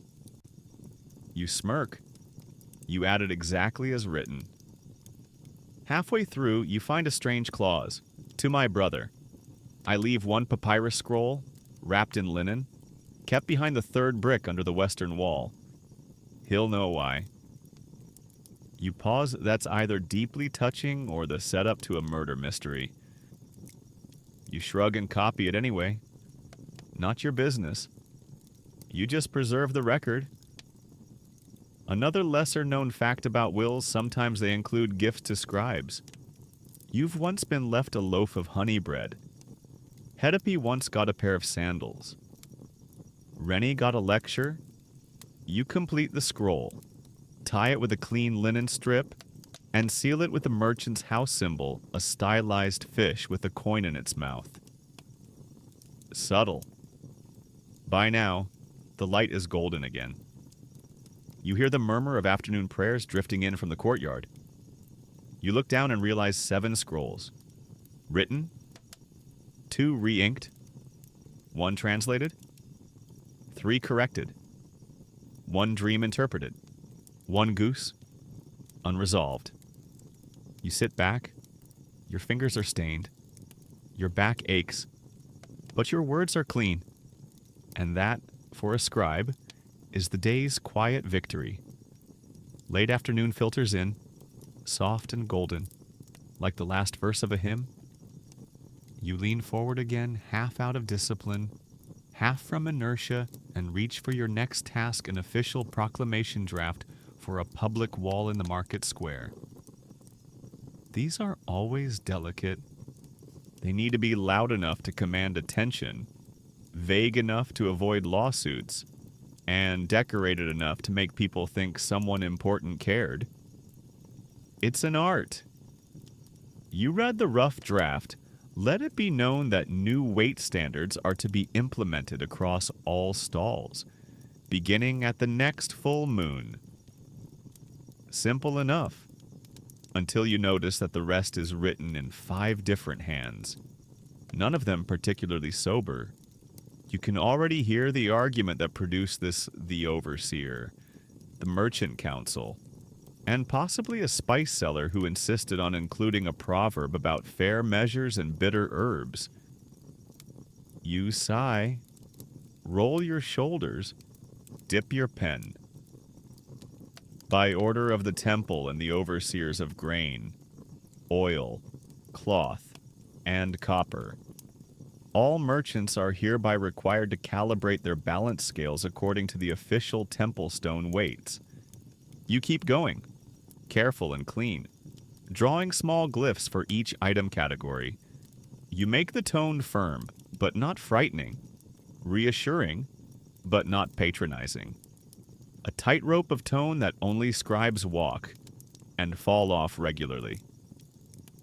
Violations shall be recorded, and offenders subject to fines not exceeding 1/2 month sales, payable in coin, grain, or reasonable goats. You pause. You didn't write that last part. You look up. Hatepi is behind you, chewing something that may be mint or may be a reed he's misidentified. Reasonable goats, you ask flatly. He shrugs. We had to include something flexible. You scratch it out, replace it with subject to tribunal review, and give him a look that says if you sabotage one more scroll, I'm assigning you wedding contracts for a month. He wanders off. You finish the proclamation and sketch a decorative border, a column of repeating onks and sun discs. Not necessary, but it adds elegance.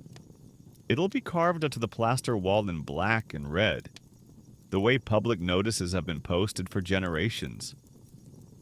You sometimes wonder how many passers-by actually read them, and how many just nod and pretend. Historians often praise the monument inscriptions, the royal decrees, the stone-cut stelas. But you know that wall notices about weights and markets and curfews tell you more about a city's soul than any epic. You set the scroll aside and sip water from your clay jug. It's warm and slightly gritty, but still refreshing. The stone around you radiates heat like a second sun. Then comes a knock at the chamber door. An old man steps in, stooped, carrying a scroll wrapped in faded cloth. His robes are dusty, his voice soft.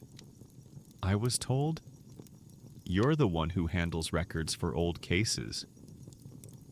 You nod slowly. Sometimes, he unrolls the cloth and reveals a brittle, yellowed document, edges frayed, ink faded, but just readable. It's a property deed, dated nearly 50 years ago. His father's name is on it. A dispute over land by the Western Canal. They say I have no claim, the man says quietly. But this was his... You study the scroll. The ink is authentic. The seal, although broken, still carries the temple sigil of that year. And the handwriting is familiar. You hold the scroll closer. It's your mentor's script. Suddenly, the past folds into the present. You see his hand again, guiding yours over your first training scroll, barking about line spacing, about ink blotting, about how even the gods lose patience with bad margins. And here's his work still alive in your hands. You copy the deed, word for word, onto new papyrus. You preserve every glyph, every dot of red ink. You even mimic his slanted style. Honoring it, when you finish, you fold the new scroll carefully and seal it with your own mark. You hand it back to the old man, who clutches it like a talisman. May this be enough, he says. For them to listen. You nod, it will speak. As he leaves, you sit for a moment, letting the silence deepen.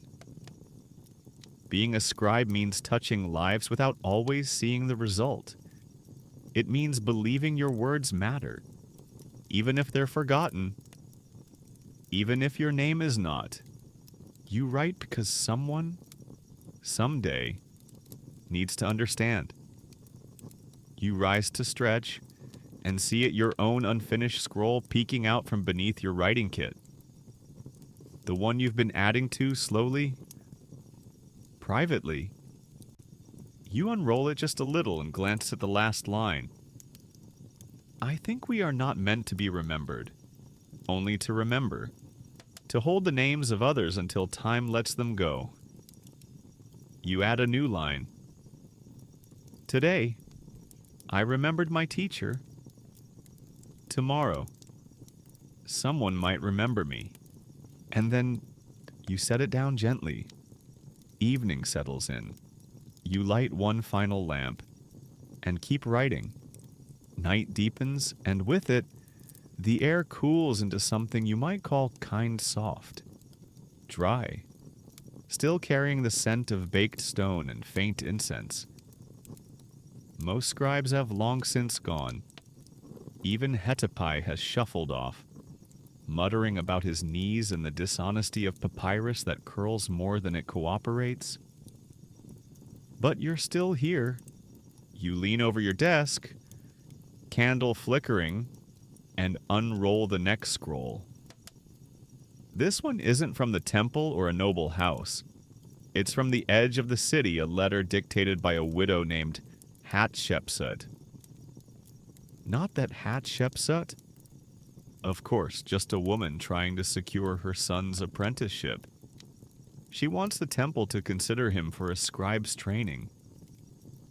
You read the request slowly. Her handwriting is shaky, uneven, done by a market scribe. No doubt, but her words are clear. Her husband was a laborer. Her son can already recite the first stanza of the instructions of Tahotep. He copies words in the sand when he thinks no one's watching. You smile softly.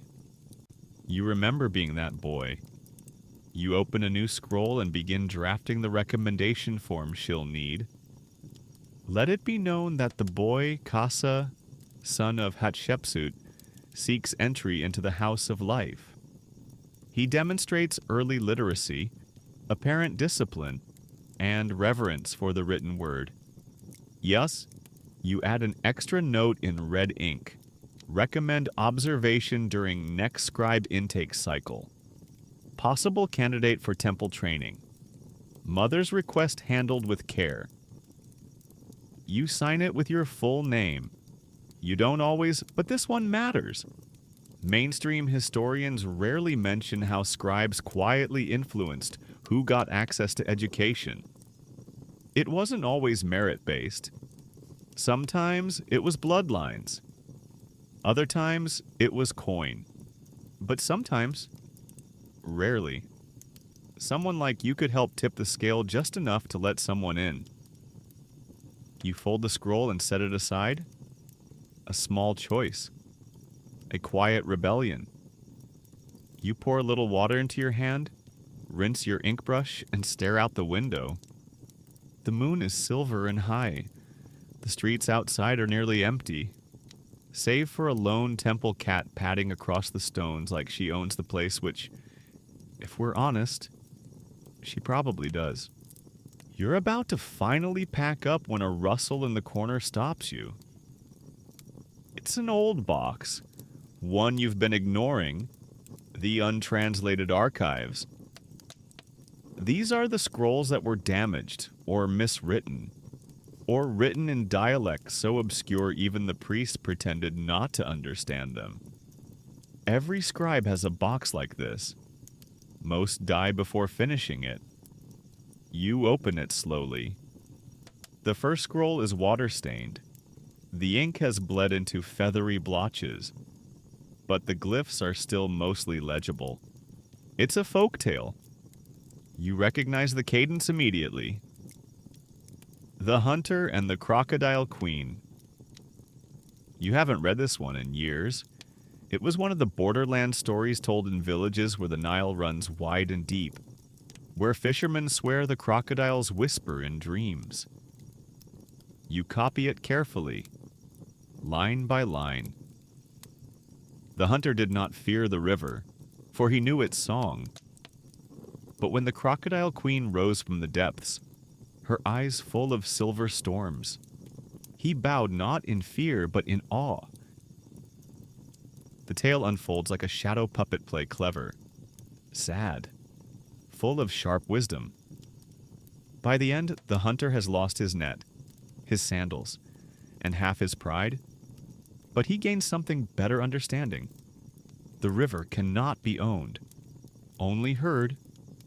You set the original scroll back into the box and place your clean copy beside it, labeled and signed. Maybe someone will read it during a festival. Maybe a student will recite it badly during a temple audition. Or maybe it will be forgotten again, buried under tax disputes and proclamations about barley measures. You've made peace with that, because scribes are not performers. You're preservers. You don't always get to choose what matters, but you do choose what survives. A breeze flows in through the high window. You close your eyes, letting it cool your face. You think of Casa, the boy writing words in the sand, of the hunter who bowed to the storm-eyed queen, of the widow who knew to ask. You look around the chamber, now quiet, glowing with the soft orange of your last lamp. You whisper aloud, to no one, let this be remembered. Then you reach for another scroll. You don't even glance at the new scroll's title as you unroll it. At this point, your fingers move before your eyes catch up. But once they do, you freeze. Inventory Reconciliation Temple Festival supplies, mid-year audit. Your spine slumps like a drying reed. You know what this means.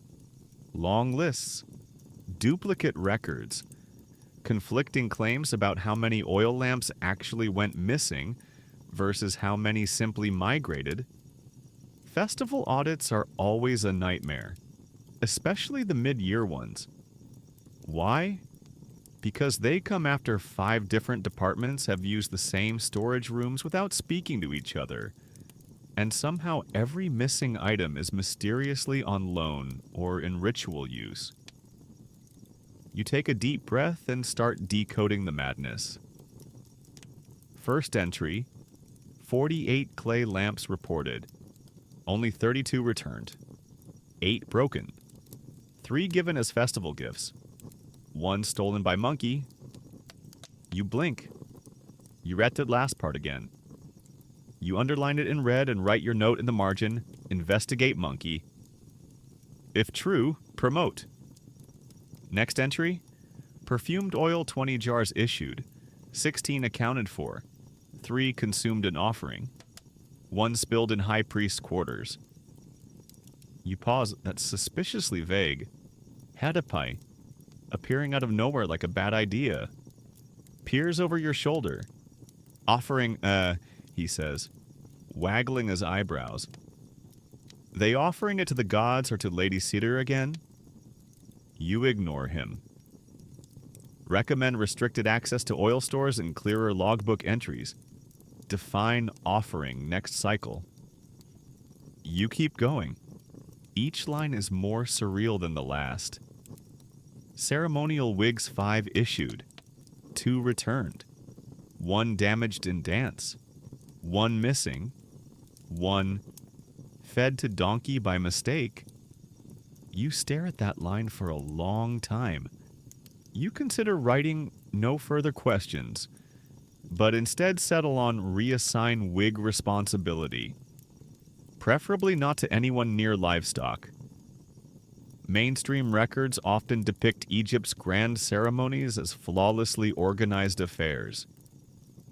What they don't show the frantic, ink-stained scribes behind the scenes, trying to make sense of 6 overlapping supply lists, an apprentice who confused dates with dung, and a shipment of wine that evaporated before arrival.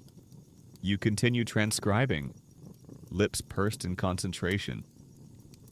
Then you find a note in the margin, scribbled in rushed red ink. If this doesn't make sense, ask Beckett, or don't. Beckett's still angry about the missing tambourines? You rub your temples. You've never even met Beckett. But now she's your problem. Some fringe Egyptologists once argued that scribes left these kinds of chaotic records on purpose as subtle acts of rebellion against temple hierarchies. But you know the truth. It's not rebellion. It's survival. You finally finish copying the audit and close the scroll with a heavy sigh. It's nearly evening again. The light is dimming. The ink is drying. And you're so tired your bones feel hollow. But one more scroll sits on your desk. You consider leaving it, just walking away. Then you see the title, Record of Remembrance. Scribe Memorial Scroll. Your breath catches. You unroll it carefully. This is no ordinary record. It's the scroll they add to when a scribe passes. A roll of names, each entry simple who they were, when they served. One short phrase of honor. You scan down the scroll until you reach the empty space. The next name hasn't been written yet, but the margin holds a recent note. Prepare for entry Hetepka, son of Amos, deceased this moon. You blink. Hetepka, quiet.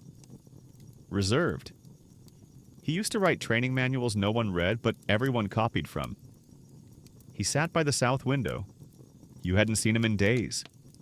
You dip your brush slowly, carefully. You write Hetepka, son of Amos, 41 years in temple service, guardian of measures, friend of silence. You let the words sit, then add a small feather beside his name, the feather of Ma'at. Balance and truth. You sit for a while after that. Long enough that the candle flickers low. Death in the scribe's hall is rarely marked with trumpets or feasts. Just ink. Just memory. Just a name carefully written on a line that will, perhaps, last longer than stone. You light a stick of temple incense and place it beside the scroll, watching the smoke curl toward the ceiling like a whisper returning to the sky. And then, because you must, you pull your final task toward you. Court complaint. Noble accused of lying about olive storage, of course. You smile sadly, even now, even after everything you write. Because someone has to tell the story, even if it's just about olives. The complaint about the olives is written in a hand so furious, the reed pen must have feared for its life. You can practically feel the heat of the noble's indignation radiating off the papyrus. You take a breath and begin translating the rage into something the tribunal can actually read. Let it be declared that the noble Jehutimos accuses the merchant Hui of concealing 4 amphorae of olive oil during temple inspection, thereby avoiding tithed contribution. You roll your eyes. You know Hui. Everyone knows Hui. He's the kind of merchant who measures oil with spoons when no one's looking and speaks in compliments sharp enough to cut linen. You also know Jehudimos entitled Loud and constantly surprised by the fact that rules apply to him too. You continue. The merchant Hui responds that said amphorae were spoiled and unfit for offering, as proven by their scent, consistency, and unwillingness to pour. You pause, squint at the original scroll. There's a tiny drawing in the margin. A nose next to a jar. Very mature. You press your lips into a line and add a neutral summary. Further investigation required. Recommend physical inspection of storage, witness testimony from store attendants, and identification of all present amphorae. Your pen taps twice against the edge of your desk, an old habit. You remember doing it as a student, waiting for inspiration. Now it's more like a ritual, like knocking on the door of your own patience. The temple bell chimes the evening hour. Final scrolls are being sealed. Wax pressed, doors closed, but you're not quite done. Because now, it's your turn. You reach for the scroll, the one no one asked for. The one you've written across days and nights. Between tax records and oil scandals, funerals and fig-based accusations. You open it. The words glow softly in the candlelight, edges tinged by time and smudged fingerprints. You read through it from the top, the start, where you wondered if anyone would remember. The middle, where you spoke to dreams and debts and the scribe's lonely pride. And now you reach the bottom. The empty space waits.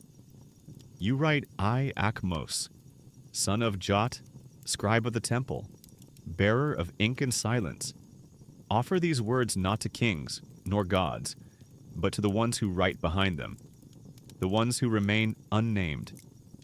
You pause, then, we do not lift swords. We do not command armies. But we remember.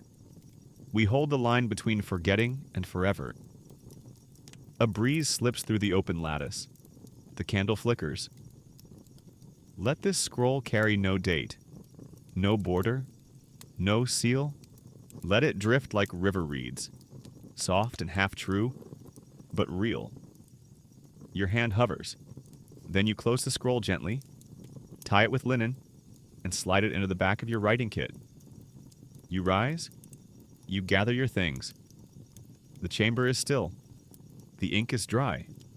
Outside, the temple sleeps.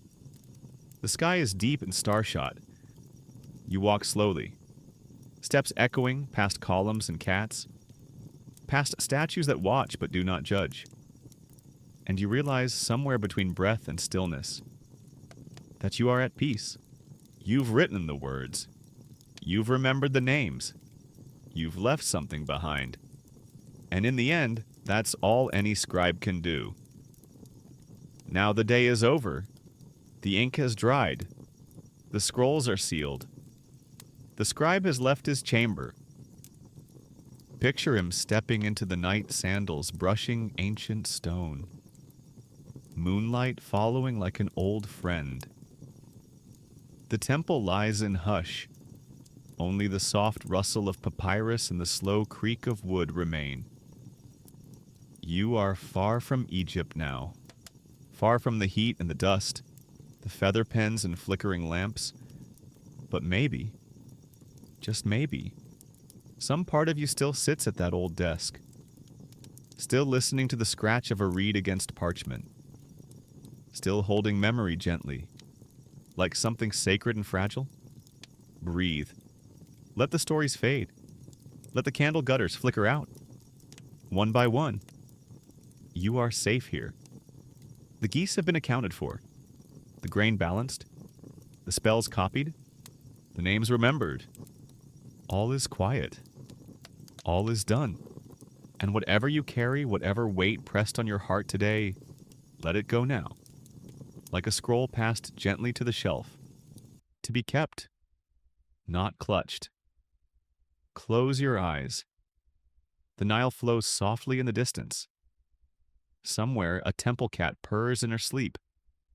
And under the stars, the inked words of 1,000 scribes whisper their blessings to the silence. You did well today. Rest now. Sleep. Dream. Let it be written. Let it be remembered.